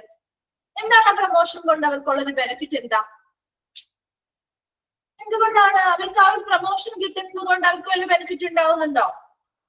അതെ, സാലറി കൂടും അല്ലെ, അവർക്ക് കൂടുതൽ ആ ഒരു ജോലിക്ക് അവർക്ക് കൂടുതൽ പണം കിട്ടും അല്ലെ. പിന്നെ എന്താണ്,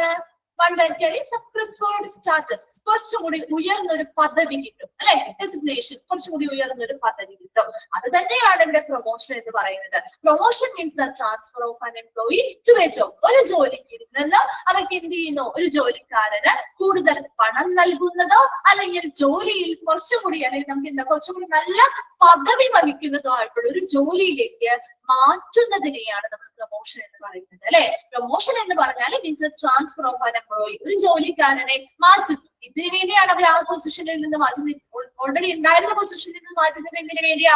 അവർക്കൊന്നല്ലെങ്കിൽ അതിൽ കൂടുതൽ പണം കിട്ടുന്ന ഒരു പൊസിഷനിലേക്ക്, അല്ലെ, അല്ലെങ്കിൽ ഒരു ജോലിയിലേക്കോ, അല്ലെങ്കിൽ കൂടുതൽ പദവി നൽകുന്ന ഒരു പൊസിഷനിലേക്കോ അവരെ മാറ്റുന്ന ഒരു പ്രക്രിയയാണ് പ്രൊമോഷൻ എന്ന് പറയുന്നത്. ഓക്കെ ആണല്ലോ? എന്താണ് പ്രൊമോഷൻസ് മനസ്സിലായോ? സിമ്പിൾ ആയിട്ട് നമുക്ക് ഇത്രയും മനസ്സിലാക്കിയാൽ മതി.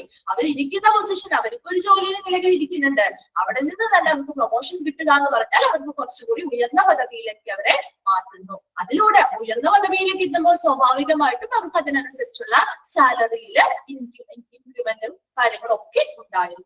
Okay ആണല്ലോ? Then the normal policy is to take merit into consideration, sometimes length of service. അപ്പൊ ഇവിടെ നമ്മൾ വെറുതെ അങ്ങ് പ്രൊമോഷൻ ഓരോരുത്തർക്ക് കൊടുക്കോ? വെറുതെ അങ്ങ് പ്രൊമോഷൻസ് ആളുകൾ കൊടുക്കോ? ഇല്ല, ഒരിക്കലും വെറുതെ കൊടുക്കില്ല, അല്ലെ? കുറച്ച് കാര്യങ്ങള് നമ്മൾ ഈ ഒരു പ്രൊമോഷൻ കൊടുക്കണമെങ്കിൽ അതുമായി ബന്ധപ്പെട്ട പോളിസികളെ, പ്രൊമോഷനുമായി ബന്ധപ്പെട്ട കാര്യങ്ങൾ, കുറച്ച് കാര്യങ്ങൾ ഇവിടെ പരിഗണിച്ചുകൊണ്ടാണ് നമ്മൾ പ്രൊമോഷൻസ് ഓരോ വ്യക്തികൾക്കും കൊടുക്കുന്നത്.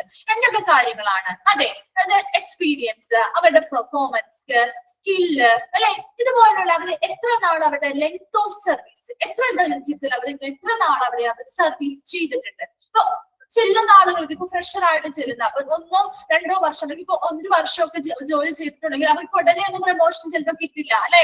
അവരൊരു 2 വർഷമോ 3 വർഷമോ ഒക്കെ കാലാവധി കഴിഞ്ഞിട്ട് അവരുടെ പെർഫോമൻസ് ലെവലും കാര്യങ്ങളും ഒക്കെ നോക്കിയിട്ട് മാത്രമേ നമ്മൾ പ്രൊമോഷൻസ് കൊടുക്കാറുള്ളൂ.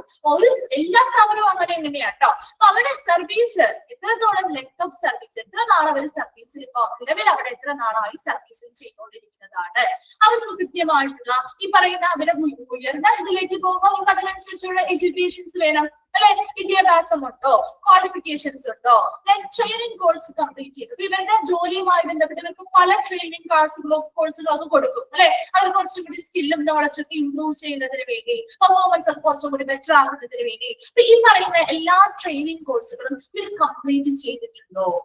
പ്രീവിയസ് വർക്ക് ഹിസ്റ്ററി, അവരുടെ മുൻപ് അവർ വർക്ക് ചെയ്യുന്ന ഹിസ്റ്ററി ബാക്ക്ഗ്രൗണ്ട് എങ്ങനെയാണോ, വളരെ നീറ്റ് ആൻഡ് ക്ലീൻ ആയിട്ടാണോ അവർ ചെയ്തത്, വേറെ എന്തെങ്കിലും പ്രോബ്ലംസോ കാര്യങ്ങളോ അതിനിടയിൽ വന്നിട്ടുണ്ടോ എന്ന രീതിയിലുള്ള എല്ലാ ഘടകങ്ങളും പരിഗണിച്ചുകൊണ്ടായിരിക്കും, ഈ പറയുന്ന എല്ലാ ഫാക്ടേഴ്സും അല്ലെങ്കിൽ ഘടകങ്ങൾക്കും പ്രാധാന്യം നൽകിക്കൊണ്ടായിരിക്കും ഒരു പ്രൊമോഷനെ കുറിച്ചുള്ള ഒരു തീരുമാനം എടുക്കുന്നത്. മനസ്സിലായോ?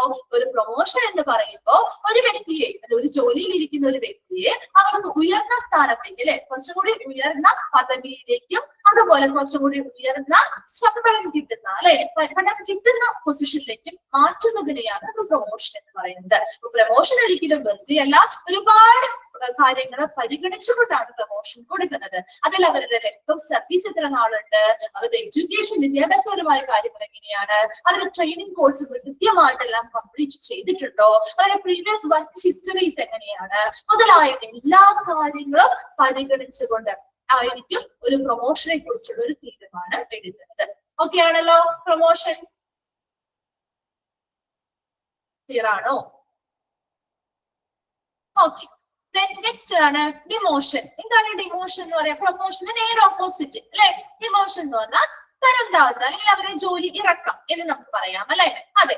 Okay. Demotion means the lowering down of the status, salary and responsibility of an employee. ഒരു എംപ്ലോയി അല്ലെങ്കിൽ ഒരു ജോലിക്കാരന്റെ, ഒരു ജീവനക്കാരന്റെ പദവിയാവാം, അല്ലെ, സ്റ്റാറ്റസ് പദവിയാവാം, അവരുടെ ശമ്പളമാവാം, അല്ലെങ്കിൽ അവരുടെ ഉത്തരവാദിത്തങ്ങൾ എന്നിവ കുറയുന്നു, അല്ലെ? കുറയുന്നതിനെയാണ് നമ്മള് ഡിമോഷൻ എന്ന് പറയുന്നത്, അല്ലെങ്കിൽ കുറയ്ക്കുകയാണ് അവിടെ ചെയ്യുന്നത്, അല്ലെ? എന്തിനേക്കാണ്? അവരുടെ പണിഷ്മെന്റിന്റെ ഭാഗമായിട്ടാവാം, പുവർ പെർഫോമൻസിന്റെ ഭാഗമായിട്ടാവാം, അല്ലെ? അങ്ങനെ ഒരു വ്യക്തിക്ക് അങ്ങനെ ഒരു പദവി, ശരിക്കും ഒരു സർവീസിൽ ഇരിക്കുന്ന നമുക്ക് പ്രൊമോഷൻസ് ആണ് കിട്ടേണ്ടത്, അല്ലെ? നമ്മുടെ എക്സ്പീരിയൻസിനനുസരിച്ചും നമ്മുടെ വർക്കിനനുസരിച്ചും നമുക്ക് പ്രൊമോഷൻസ് ആണ് കിട്ടി പോവേണ്ടത്. ഒത്തിരി പേര് അങ്ങനെ പ്രൊമോഷൻസ് കിട്ടി നല്ല ഉയർന്ന നിലയിലേക്ക് എത്തിയിട്ടുണ്ട്, അല്ലെ? വലിയ പൊസിഷനിൽ റിട്ടയർ ആവുന്ന സമയത്ത് അവർ വലിയ പൊസിഷനുകളിൽ തന്നെ എത്തിയ ആളുകൾ ഒരുപാട് പേരുണ്ട്. അതേസമയം അവർ നല്ല രീതിയിൽ പെർഫോം ചെയ്തില്ല എങ്കിൽ, എന്തെങ്കിലും പണിഷ്മെന്റ് പോലെയുള്ള കാര്യങ്ങൾ അവർക്ക് കിട്ടിയിട്ടുണ്ടെങ്കിൽ അവർക്ക് ഈ പദവിയിലേക്ക് എത്താൻ സാധിക്കില്ല. അവരെന്ത് ചെയ്യും? തീരെ താഴ്ത്തേക്ക് പോകും, അല്ലെ? അവരുടെ ആ ഒരു പൊസിഷനിൽ നിന്ന് താഴ്ന്ന പൊസിഷനിലേക്ക് അവരുടെ പദവി കുറയും, അവരുടെ സാലറി കുറയും, അവരുടെ റെസ്പോൺസിബിലിറ്റിയും കുറച്ചുകൊണ്ടുള്ള ഒരു മെത്തേഡാണ് ഡിമോഷൻ എന്ന് പറയുന്നത്. Demotion serve useful purpose in the sense. ഇനി പറയുന്ന ഒരു ഡിമോഷൻ കൊടുക്കുക എന്ന് പറയുന്നത് ഒരു നല്ല ഉദ്ദേശത്തോടു കൂടി തന്നെയല്ലേ, അല്ലെ? ഒരു നല്ല ഉദ്ദേശമല്ലേ ഈ ഡിമോഷൻ കൊടുക്കുന്നത്? എന്തായിരിക്കും അവിടെ ഒരു നല്ല ഉദ്ദേശം എന്നത് ഉദ്ദേശിക്കുന്നത്? യൂസ്ഫുൾ പർപ്പസ് ആണ്. എന്താ ഒരു ഉപയോഗപ്രദമായിട്ടുള്ള ഒരു പർപ്പസ് അല്ലെങ്കിൽ ഉദ്ദേശമാണ് ഇതുകൊണ്ട് ഉദ്ദേശിക്കുന്നത്. എന്തായിരിക്കും?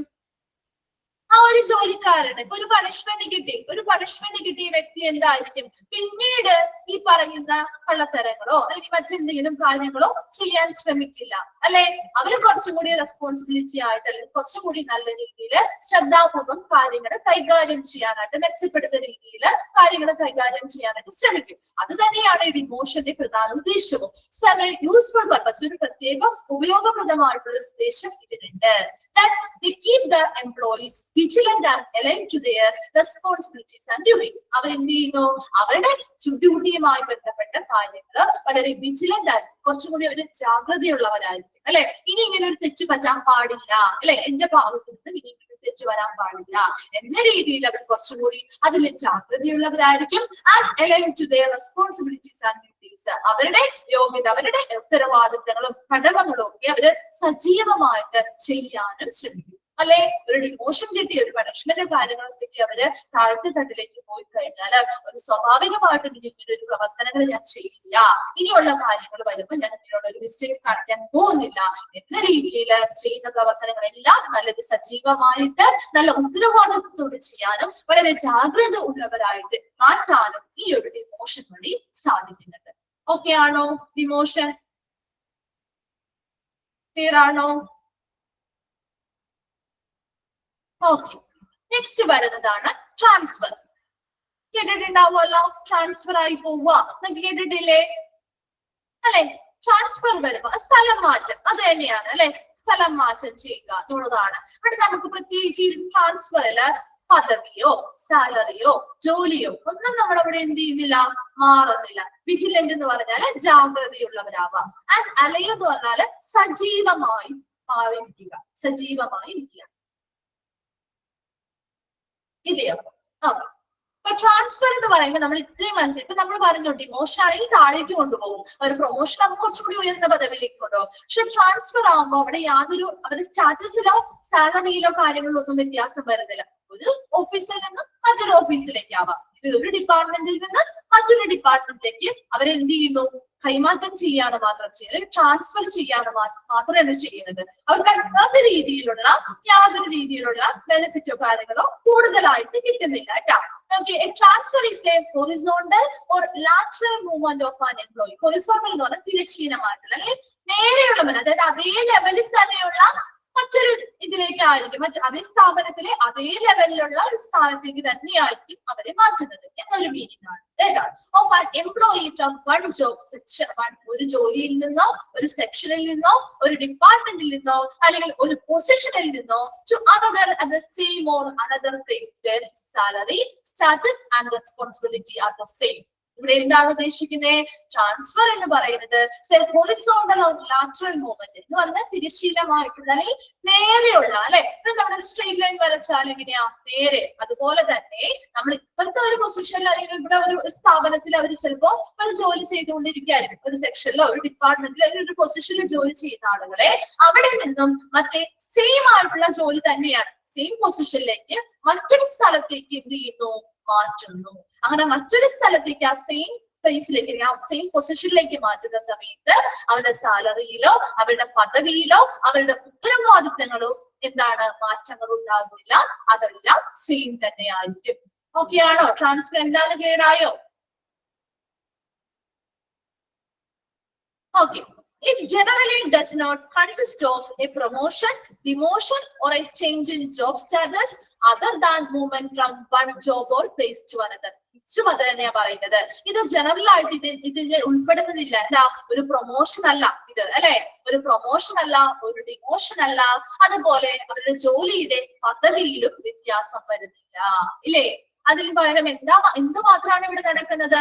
Movement from one job place to another, ഒരു ജോലിയിൽ നിന്നോ അല്ലെങ്കിൽ ഒരു സ്ഥലത്ത് നിന്നോ മൂവ്മെന്റ് അല്ലെ, ഒരു നീക്കം മാത്രമല്ല, ഒരു മാറ്റം മാത്രമാണ് അവിടെ സംഭവിക്കുന്നത്. Then transfer are generally affected to pick up a more satisfactory work. ഈ ഒരു ട്രാൻസ്ഫർ ചെയ്യുന്നത് എന്തിനു വേണ്ടിയായിരിക്കും? to build up a more satisfactory work team. കൂടുതൽ തൃപ്തികരമായിട്ടുള്ള ഒരു വർക്ക് ടീമിനെ കെട്ടിപ്പടുക്കുക എന്നൊരു ഉദ്ദേശത്തോടു കൂടി പുതിയതായിട്ട് ഒരു ബ്രാഞ്ച്, ഇപ്പൊ ഒരുപാട് സ്ഥാപനങ്ങൾ ഉണ്ടാവും. ഒരു സ്ഥാപനത്തിന് ഒരു ബാങ്ക് ഉണ്ടെന്ന് വിചാരിച്ചിട്ട് ഒരു എക്സാമ്പിൾ പറയുന്നുണ്ട്, ഒരു ബാങ്ക് ഉണ്ട്. ആ ബാങ്ക് പുതിയൊരു ബ്രാഞ്ച് തുടങ്ങാണ്. തൊട്ട് അടുത്തൊരു കുറച്ച് സ്റ്റോപ്പ് കഴിഞ്ഞ അപ്പുറത്തൊരു ബാങ്ക് അടുത്ത പുതിയൊരു ബ്രാഞ്ച് തുടങ്ങാണ്. അപ്പൊ ഇവരെന്ത് ചെയ്യും? ഇവരെന്താ ചെയ്യുന്നേ? ഈ ബാങ്കിലുള്ള എംപ്ലോയീസില് ഏറ്റവും നന്നായിട്ട് ഓരോ ലെവലിലും പെർഫോം ചെയ്യുന്ന ആളുകളെ അപ്പുറത്തെ ബാങ്കിൽ പുതിയതായിട്ട് തുടങ്ങുന്ന ബ്രാഞ്ചിലേക്ക് എന്ത് ചെയ്യുന്നു? ട്രാൻസ്ഫർ ചെയ്യും. എന്തിനു വേണ്ടിയാണ് ട്രാൻസ്ഫർ ചെയ്യുന്നത്? പുതിയതായിട്ടുള്ള എല്ലാവരെയും ആ ബ്രാഞ്ചിലോട്ട് എടുത്തു കഴിഞ്ഞാല് അവിടുത്തെ പ്രവർത്തനങ്ങളൊക്കെ ആദ്യമായിട്ട് വരുന്നവർക്ക് അറിയാൻ പറ്റുമോ? ഇല്ല, അല്ലെ? ഒരിക്കലും അറിയാൻ പറ്റില്ല. അതേസമയം ഇവിടെ നിന്ന് എക്സ്പീരിയൻസ്ഡ് ആയിട്ടുള്ള ആ ലെവലിൽ നിൽക്കുന്ന ആളുകളെയാണ് നമ്മൾ പുതിയൊരു ബ്രാഞ്ചിലേക്ക് ഇടുന്നതെങ്കിൽ അവിടെ കുറച്ചുകൂടി എഫക്റ്റീവ് ആണ്, അല്ലെ? കുറച്ചുകൂടി നല്ല രീതിയിൽ, നല്ലൊരു തൃപ്തികരമായ രീതിയിൽ അവിടെ നമുക്ക് സർവീസുകൾ കൊടുക്കാൻ സാധിക്കും, അല്ലെ? അതിനു വേണ്ടിയാണ് നമ്മൾ ഈ ട്രാൻസ്ഫർ ചെയ്യുന്നത്. ക്ലിയർ ആണോ? ട്രാൻസ്ഫർ എന്താന്നുള്ളത് ക്ലിയർ ആയോ? വേഗം ഒന്ന് വായിച്ചു നോക്കിയേ. പ്രൊമോഷൻ, ഡിമോഷൻ, ട്രാൻസ്ഫർ, ഇത്രയും നമ്മൾ ഇന്ന് എടുക്കുന്നുള്ളൂ കേട്ടോ. നെക്സ്റ്റ് ക്ലാസ് തുടങ്ങി നമ്മൾ സെപ്പറേഷൻസ് സ്റ്റാർട്ട് ചെയ്യും. പോരെ? ഇത് മതിയോ? ഇത് ഫുൾ എടുക്കണോ? സെപ്പറേഷൻസ് എടുക്കണോ?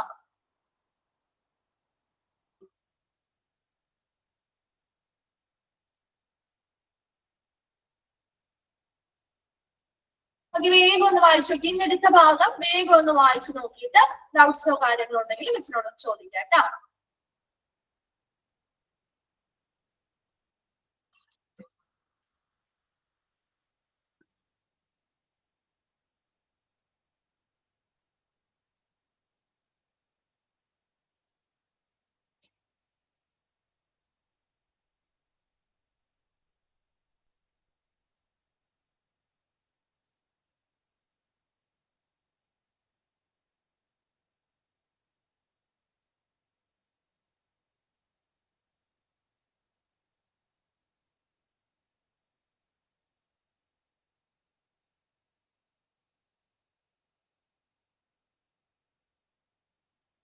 നോൺ ഡയറക്റ്റീവ് ഒന്നുകൂടി പറയണം. നോൺ ഡയറക്റ്റീവ് ഫ്രീ ഇന്റർവ്യൂ എന്ന് പറഞ്ഞാല് ഇതവിടെ പ്രത്യേക ഒരു ഘടനയോ കാര്യങ്ങളോ ഒന്നും ഉണ്ടാവില്ല. എന്ന് വെച്ചാൽ നമ്മൾ പറഞ്ഞില്ലേ, ഒരു സ്ട്രക്ചർഡ് ഇന്റർവ്യൂ എന്ന് പറഞ്ഞാൽ കൃത്യമായിട്ട് കാര്യങ്ങളും ആസൂത്രണത്തോടുകൂടിയും നല്ല രീതിയിലുള്ള പാനലും ഇന്റർവ്യൂവേഴ്സിനൊക്കെ സെറ്റ് ചെയ്ത് ചോദ്യങ്ങളെല്ലാം സെറ്റ് ചെയ്ത് നല്ല പ്രീപ്ലാൻഡ് ആയിട്ടായിരിക്കും അത് നടക്കുന്നത്. അതേസമയം നോൺ ഡയറക്റ്റീവ് വരുമ്പോൾ വലിയ പ്രത്യേക ഘടനയോ കാര്യങ്ങളോ ഒന്നും ഉണ്ടാവില്ല. അതിന്റെ ഫോർമാറ്റ് എന്ന് പറഞ്ഞാൽ ശരിയായ രീതിയിൽ പ്ലാൻ ചെയ്തോ ആസൂത്രണം ചെയ്തോ ഒന്നും ആയിരിക്കില്ല ഇവിടെ ചെയ്യുന്നത്. അപ്പൊ അവിടെ ഈ ഒരു ഇന്റർവ്യൂ ചെയ്യുമ്പോൾ ആ ആപ്ലിക്കന്റിനോട് വളരെ ജനറൽ ആയിട്ടുള്ള കുറച്ച് ക്വസ്റ്റ്യൻസ് മാത്രമേ ചോദിക്കുള്ളൂ. അവരുമായി ബന്ധപ്പെട്ട അല്ലെങ്കിൽ ആ ജോലിയുമായി ബന്ധപ്പെട്ടതോ അല്ലെങ്കിൽ അവരുടെ എഡ്യൂക്കേഷനുമായി ബന്ധപ്പെട്ടതോ ആയിട്ടുള്ള ചില ജനറൽ ആയിട്ടുള്ള പൊതുവായിട്ടുള്ള ചില ക്വസ്റ്റ്യൻസ് ചോദിക്കും. ആ ക്വസ്റ്റ്യൻസിന് ഇവർക്ക് കുറച്ച് സമയമൊക്കെ എടുത്ത് എന്ത് ചെയ്യാൻ പറ്റും? ആൻസർ കൊടുക്കാൻ പറ്റും. ആ ആപ്ലിക്കന്റിന് കുറച്ച് റിലാക്സ്ഡ് ആണ് ഈ ഒരു ഇന്റർവ്യൂല്. അവർക്ക് കുറച്ചുകൂടി സമയം എടുത്ത് ആലോചിച്ച് അവർക്ക് എന്ത് ചെയ്താൽ മതി? മറുപടി പറഞ്ഞാൽ മതി. അതേസമയം സ്ട്രക്ചർഡ് ഇന്റർവ്യൂ എന്ന് പറയുമ്പോൾ കൃത്യമായിട്ടുള്ള ഒരു സമയപരിധിക്കുള്ളിൽ തന്നെ അവർ ആൻസർ കൊടുക്കണം. അല്ലെന്നുണ്ടെങ്കിൽ അവർ എന്ത് ചെയ്യും? സ്കിപ്പാക്കി മറ്റത് അടുത്ത ക്വസ്റ്റ്യൻ ചോദിച്ചോണ്ടേ, അല്ലെ? അതാണ്. ക്ലിയർ ആണോ നോൺ ഡയറക്റ്റീവ്? ഓക്കെ, നെക്സ്റ്റ് ഏതാ ചോദിച്ചത്? സെലക്ഷൻ പ്രോസസ്സിന്റെ സ്റ്റെപ്സ്. സെലക്ഷൻ പ്രോസസ്സിന്റെ സ്റ്റെപ്സ് നോക്കി. ഫസ്റ്റ് നമ്മുടെ reception or preliminary interview or screening. ആദ്യം ഒരു പ്രിലിമിനറി ഇന്റർവ്യൂ, ഒരു പ്രാഥമിക അഭിമുഖം അല്ലെങ്കിൽ സ്ക്രീനിങ് നടത്തും. പിന്നെ എന്താണ് അടുത്ത സ്റ്റെപ്പ്? ആപ്ലിക്കേഷൻ ഫോമുകൾ ഫിൽ ചെയ്യും. ഈ സ്റ്റെപ്പുകൾ എല്ലാ ജോബിനും വേണ്ടിയിട്ട് ചിലപ്പോൾ എല്ലാ സ്റ്റെപ്പൊന്നും ഉണ്ടാവില്ല കേട്ടോ. ചില ഇതിലാണെങ്കിൽ ചിലപ്പോൾ ഒരു ഡയറക്റ്റ് ഇന്റർവ്യൂ മാത്രമായിരിക്കും ഉണ്ടാവുക. ആപ്ലിക്കേഷൻ ഫോമും കൂടി ചിലപ്പോൾ അവർ ചോദിക്കില്ല, അല്ലെ? നേരിട്ട് ഇന്റർവ്യൂവിന് വരാൻ മാത്രമായിരിക്കും പറയുന്നത്. ഒരു സ്ഥാപനത്തിനനുസരിച്ച് വ്യത്യാസമായിരിക്കും.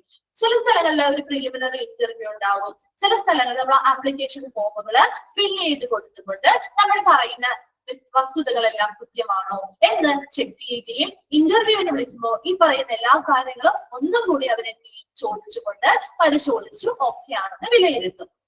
ഫിസിക്കൽ എക്സാമിനേഷൻ എന്നത് ശാരീരിക പരിശോധന. ഈ പറയുന്ന വരുന്നിരിക്കുന്ന ഓരോ ആപ്ലിക്കൻസിന്റെയും ആരോഗ്യവും അതുപോലെ കരുത്തും ഒക്കെ വളരെ ഇമ്പോർട്ടന്റ് ആണ്. അതിൽ അവര് നല്ല രീതിയിൽ പെർഫോം ചെയ്യാനായിട്ട് പോലീസ് അതുപോലുള്ള ഫോഴ്സ് റിലേറ്റഡ് ആയിട്ടുള്ള ഇന്റർവ്യൂസ് ആവുമ്പോഴാണ് കൂടുതൽ ഫിസിക്കൽ എക്സാമിനേഷൻസ് വരുന്നത്. അപ്പൊ അവര് ഫിറ്റ് ആണോ, ഫിസിക്കലി ഫിറ്റ് ആണോ എന്നൊക്കെ അറിയുന്നതിന് വേണ്ടിയാണ് നമ്മൾ ഫിസിക്കൽ എക്സാമിനേഷൻ നടത്തുന്നത്. സൈക്കോളജിക്കൽ ടെസ്റ്റിംഗ് എന്ന് പറഞ്ഞാൽ അവരുടെ മനഃശാസ്ത്രപരമായിട്ടുള്ള പല കാര്യങ്ങളും അറിയുക. ഓരോ ജോലിക്ക് വേണ്ടിയിട്ട് അവർ വളരെ അനുയോജ്യരാണോ, ഓരോ സിറ്റുവേഷൻ വരുമ്പോൾ അവർ എങ്ങനെയാണ് പെരുമാറുന്നത്, എങ്ങനെയാണ് അവർ ഓരോ സാഹചര്യങ്ങളെ കൈകാര്യം ചെയ്യുന്നത് എന്ന രീതിയിലുള്ള കാര്യങ്ങൾ മനസ്സിലാക്കുന്നതാണ് സൈക്കോളജിക്കൽ ടെസ്റ്റിംഗ് എന്ന് പറയുന്നത്. റെഫറൻസ് ചെക്ക് എന്ന് പറയുമ്പോൾ നമ്മുടെ ആ ഒരു ആപ്ലിക്കേഷൻ ഫോമില് നമ്മുടെ റെഫറൻസുകൾ കൊടുത്തിട്ടുണ്ടാവും. ആരെ വിളിച്ചാൽ നമ്മളെ കുറിച്ച് കൂടുതൽ അറിയാൻ പറ്റും അല്ലെ, നമ്മൾ എങ്ങനെയാണ് എന്നുള്ളത് അറിയാനായിട്ട് നമുക്ക് കുറച്ചുപേരെ വിളിച്ച് സംസാരിക്കാനുള്ള ഫോൺ നമ്പർ ഉൾപ്പെടുത്തിയുള്ള കാര്യങ്ങൾ നമ്മൾ ആ ഒരു ബയോഡേറ്റയിൽ അല്ലെങ്കിൽ നമ്മുടെ സിവിയിൽ കൊടുത്തിട്ടുണ്ടാവും. അതുമായി ബന്ധപ്പെട്ട് നമുക്ക് അവർക്ക് എന്ത് ചെയ്യാം, ആ റെഫറൻസുകൾ ചെക്ക് ചെയ്യാം. ലാസ്റ്റ് ഫൈനൽ സെലക്ഷൻ വരുന്നത് അല്ലെങ്കിൽ ഫൈനൽ സെലക്ഷനുമായി ബന്ധപ്പെട്ട അപ്രൂവൽ അല്ലെങ്കിൽ അനുമതി വരുന്നത് മാനേജറാണ് ഇത് സെലക്ട് ചെയ്യുന്നത്. അതിനുശേഷം കാൻഡിഡേറ്റ്സുമായിട്ട് കമ്മ്യൂണിക്കേഷനിലൂടെ അവരെ ആ ഒരു തീരുമാനം എന്താണെന്നുള്ളത് അറിയിക്കുകയും ചെയ്യും. ഓക്കെ ആണോ steps in selection process? Okay, next എന്താണ്, പാനൽ ഓർ ബോർഡ് ഇന്റർവ്യൂ എന്നൂടി പറയണോ? പാനൽ ഓർ ബോർഡ് ഇന്റർവ്യൂ ഒന്നുമില്ല, ഇത്രേ ഉള്ളൂ. പാനൽ ഓർ ബോർഡ് ഇന്റർവ്യൂ എന്ന് പറയുന്നത് ഒരു പാനൽ അല്ലെങ്കിൽ ഒരു ബോർഡ് എന്ന് പറയുന്നത് ഒരു കുറച്ച് ഗ്രൂപ്പ് ഓഫ് ആളുകൾ ഉണ്ടാവും. ഒരു ഇന്റർവ്യൂ, അതായത് ഒരു ഇന്റർവ്യൂവിന് ചെന്നിരിക്കുന്നത് മിസ്സാണ് ഒരു ഇന്റർവ്യൂവിന് പോകുന്നത്, അല്ലെങ്കിൽ ഇപ്പൊ ആരെങ്കിലും ഒരാൾ ഒരു ഇന്റർവ്യൂവിന് പോവാന്ന് വിചാരിക്കുന്നത്, ആ ഇന്റർവ്യൂ ചെയ്യാനിരിക്കുന്നവര് ഇന്റർവ്യൂ ചെന്നിരിക്കുന്ന ആപ്ലിക്കന്റ് എന്ന് പറഞ്ഞ ഒരാളെ ഉണ്ടാവുള്ളൂ. പക്ഷെ അവര് ഇന്റർവ്യൂ ചെയ്യാനായിട്ട് ഒരു ഗ്രൂപ്പ് ഓഫ് ആളുകൾ ഉണ്ടായിരിക്കും. മനസ്സിലായോ? ബൈ നമ്പർ ഓഫ് ഇന്റർവ്യൂവേഴ്സ്, നിരവധി ഇന്റർവ്യൂ ചെയ്യാൻ അല്ലെങ്കിൽ അഭിമുഖം നടത്താനായിട്ട് ഇപ്പൊ ഒരു ഹോസ്പിറ്റലാണ് ചെന്നതെങ്കിൽ ആ ഹോസ്പിറ്റലിലെ ചിലപ്പോ MD ഉണ്ടാവും, അല്ലെങ്കിൽ എന്താ HOD-കൾ. ഇപ്പൊ ഏതെങ്കിലും ഒരു ഡിപ്പാർട്ട്മെന്റിലേക്കാണെങ്കിൽ അവിടുത്തെ HOD ഉണ്ടാവും, അഡ്മിനിസ്ട്രേറ്റീവ് വിഭാഗത്തിൽ നിന്ന് ആരെങ്കിലും ഉണ്ടാവും, ഹോസ്പിറ്റൽ മാനേജ്മെന്റ് വിഭാഗത്തിൽ നിന്ന് ആരെങ്കിലും ഉണ്ടാവും. ഈ ജോലിയുമായി കുറച്ചുകൂടി എന്താണ് കൂടുതൽ അറിയാവുന്ന അല്ലെങ്കിൽ കുറച്ചുകൂടി ക്വസ്റ്റ്യൻസ്, കുറച്ചുകൂടി ഡീപ്പായിട്ട് ക്വസ്റ്റ്യൻസ് ചോദിക്കാൻ പറ്റുന്ന രീതിയിലുള്ള ആളുകളൊക്കെ ഒരു 4-5 പേരെങ്കിലും കൺസിഡർ ചെയ്തുകൊണ്ട് ഒരു പാനൽ സെറ്റ് ചെയ്തിട്ട് അല്ലെങ്കിൽ ഒരു ബോർഡ് മെമ്പേഴ്സ് പോലെ സെറ്റ് ചെയ്തിട്ട് അവരായിരിക്കും ഈ വരുന്ന ഓരോ ഇൻഡിവിജ്വലിനെയും ഇന്റർവ്യൂ ചെയ്യുന്നത്. ക്ലിയർ ആണോ? ഓക്കെ, ഓക്കെ ആണല്ലോ. നെക്സ്റ്റ് ക്ലാസ് തുടങ്ങി നമുക്ക് സെപ്പറേഷൻ സെപ്പറേഷൻസ് നോക്കാം. ഓക്കെ, പിന്നത്തെ ക്ലാസ് കഴിഞ്ഞു കേട്ടോ. ഇനി നെക്സ്റ്റ് ഉണ്ടാവില്ലേ? Okay, thank you.